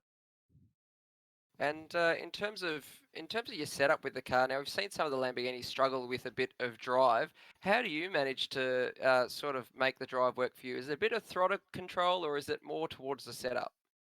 Bit of a trade secret there. But don't tell me everything. Just tell me on a very base sort of P-brain HB pencil level for your friend here asking you the questions. Yeah, I kind of forgot how I got this car set up. I think it was perfect everywhere but the hairpin, and then just made a small adjustment to the rear roll bar coming into the race, and that was enough to settle it down out of the hairpins. Oddly enough, through practice, I could never get turn 3 right, and every turn tonight it was perfect. So really happy with that. Well, what might have been for Will Devonish, but Will, otherwise, congratulations on a fantastic second place and an even better fight back from the rear, mate. Thank you. And our lucky last goes to Josh Baggs, who is with our race winner, first time race winner, Steve Bolger. Well, Steve Bolger, first win in GT3 here. I believe first win in Automobilista Australia. A brilliant race, and let me be the first to congratulate you. You're also the championship leader at the moment. So pretty good night overall for you. Thanks, Bagsy. Yeah, wrapped, mate. It was really good. Thought it was going to be a tough race with Will right up until the first corner. Not quite sure what happened. Only saw it in the rear view. So after that, it was, kind of time trial practice, really. It was a big gap. There was no real threat from behind. There was a couple of times where I had to push a little bit to maintain the gap, but otherwise it was kind of really boring for a fantastic result. Were you ever concerned at a point when or could you see Will Devonish coming back through the field towards you again, as he got through the likes of Foley and that, or were you just sort of keeping the concentration on your laps and not making any mistakes? Well, it's pretty hard to miss when it keeps coming up fastest lap, fastest lap, fastest lap. You yeah, definitely knew he was coming through. I was pretty comfortable not pushing too hard until he got to second. And then it was just a matter of pushing enough to keep it comfortable. Saw towards the end of the race, especially in the middle sector, bit of smoke and bit of spinning the wheels up. Were you just running out of grip in the rear, or were you just trying to push a bit harder, trying to get fastest lap as well? I wasn't trying to get fastest lap. I was pushing a little bit around traffic. So every time I lost a couple of tenths in traffic, I tried to make it up straight away. I was probably overdriving it a bit. But the car was really stable. It could handle spinning up the rears and still not risking spinning or anything. So really good setup. Happy. It was just a dream to drive that car. So love the Lambo as well. We loved watching you just absolutely dominate the race and the whole round overall. Once again, congratulations and well done on the race victory. Thanks, mate. There's your top three for the third round of the AMS Oz GT3 World Series event here at the Red Bull Ring in Austria. Provisional points before we have a little bit of a look at what's coming up in Automobilista Australia as they're just being worked out at the moment. Steve Bolger has the lead in this championship, so the one of two men to score a podium in all three races so far, himself and Brenton Foley. They've had a race winner piece. Lewis Wedding has a race win as well. Bolger currently on top, 65 points to Brenton Foley's 57. And then we've got a tie a bit further back. We've got Wedding and Devonish both paired on 47 points, but by virtue of a win to Lewis Wedding, that puts him ahead on the standings. And then it's a little bit further back to Brendan Ross and Xeris, the top six. All six of those men are in the gold class. Despite not finishing the race, Ozrob actually maintains his maintains a 1 point advantage in Silver Cup. So Matt Schwass, as Michael correctly alluded to, was the lead finisher in Silver Cup tonight. One more position higher, he would have actually been sharing the lead with Ozrob. In actual fact, it would have actually been his by virtue of a points count back, and a position count back. But there's still a lot in this midfield to be sorted. So updated points will be on Facebook and in the Discord group very, very shortly for everybody to take a look at what's going on. No doubt there'll be one or two little things that need to be looked at before the night is out as well, or before the next round anyway. So a reminder, the next round is the Bathurst round. So a 2-hour event at Bathurst on Tuesday the 21st of April. Everybody seems to get out whenever Bathurst is on the calendars, gentlemen, so I don't think that one's going to be any different. When we take a look at the upcoming events here in Automobilista Australia over the next couple of days, actually, is quite an action-packed calendar. Big week of racing here in AMS Oz. So Supercars is the next broadcast for Automobilista Australia. You'll be able to see that here on the Outwell Broadcasting channel with myself and Hans Brunswick, and I'm wondering whether or not any of the other boys that are in the channel tonight would want to come along and have a commentate about that, because that's going to be a super event down there at Symmons Plains Raceway. Slightly new track this time around for the race, and a big thanks to the guys over at Automobilista Supercars Championship for giving us a loan of that track for us to run the same one that they've run last year. Super 2 the night after that on the Loose 89 channel, Barbagallo Raceway, everybody's favourite track as everybody likes to call it. We're going to go there for Supercars as well at some point. So that will be on Friday, Good Friday actually, so we're hoping we get a nice turnout for Super 2, given a lot of people are indoors as it is nowadays. Easter Monday, Track Day Challenge resumes from Taruma, the chicane layout, which sometimes is not everybody's cup of tea, that layout, but it's not a bad layout. And then on Tuesday, the 14th of April, again, Loose 89 channel, TCR Oz, and our first ever visit to the Bend Motorsport Park. So we're doing it in TCR, we're going to be doing it in Supercars and in Super 2 this year as well. So Automobilista Australia's first venture to the Bend Motorsport Park. Gents, that's a lot of racing, not only tonight, but a lot of racing in a week and a half. It's plenty, isn't it? Oh, it's certainly scratching the itch that I have, missing all the motorsport that should be going on around the world, and been super high quality as well. All the different series that I've been watching have been door-to-door racing, but very clean door-to-door racing. It's been great to watch, and I think AMS Oz has been doing a great job of cultivating this sort of talented but fair culture. Basically, I think probably a sentiment echoed by yourself. There's plenty of good racers that are coming into AMS Oz at the moment, and they're really starting to, earn their stripes. The likes of Noah Tara, Liam, and Wayne Spencer. Those guys are really starting to mix it really well with some of the seasoned veterans that have been around for a while. Indeed, and it's been nice seeing people, especially like Noah Tara, go from basically nothing and building up to being very competitive racers. And really, the only way to go for them is up, because they're still learning and they're still quite young.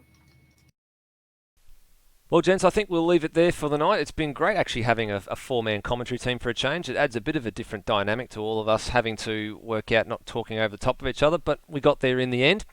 So for everybody that has been watching the stream, or if you're watching this back later, thank you very much indeed for watching, and we sign off like we always do. Please drive safely as you always do on the roads, look out for each other, and we'll see you next time. In actual fact, if you're tuning in for Supercars, we'll see you on Thursday.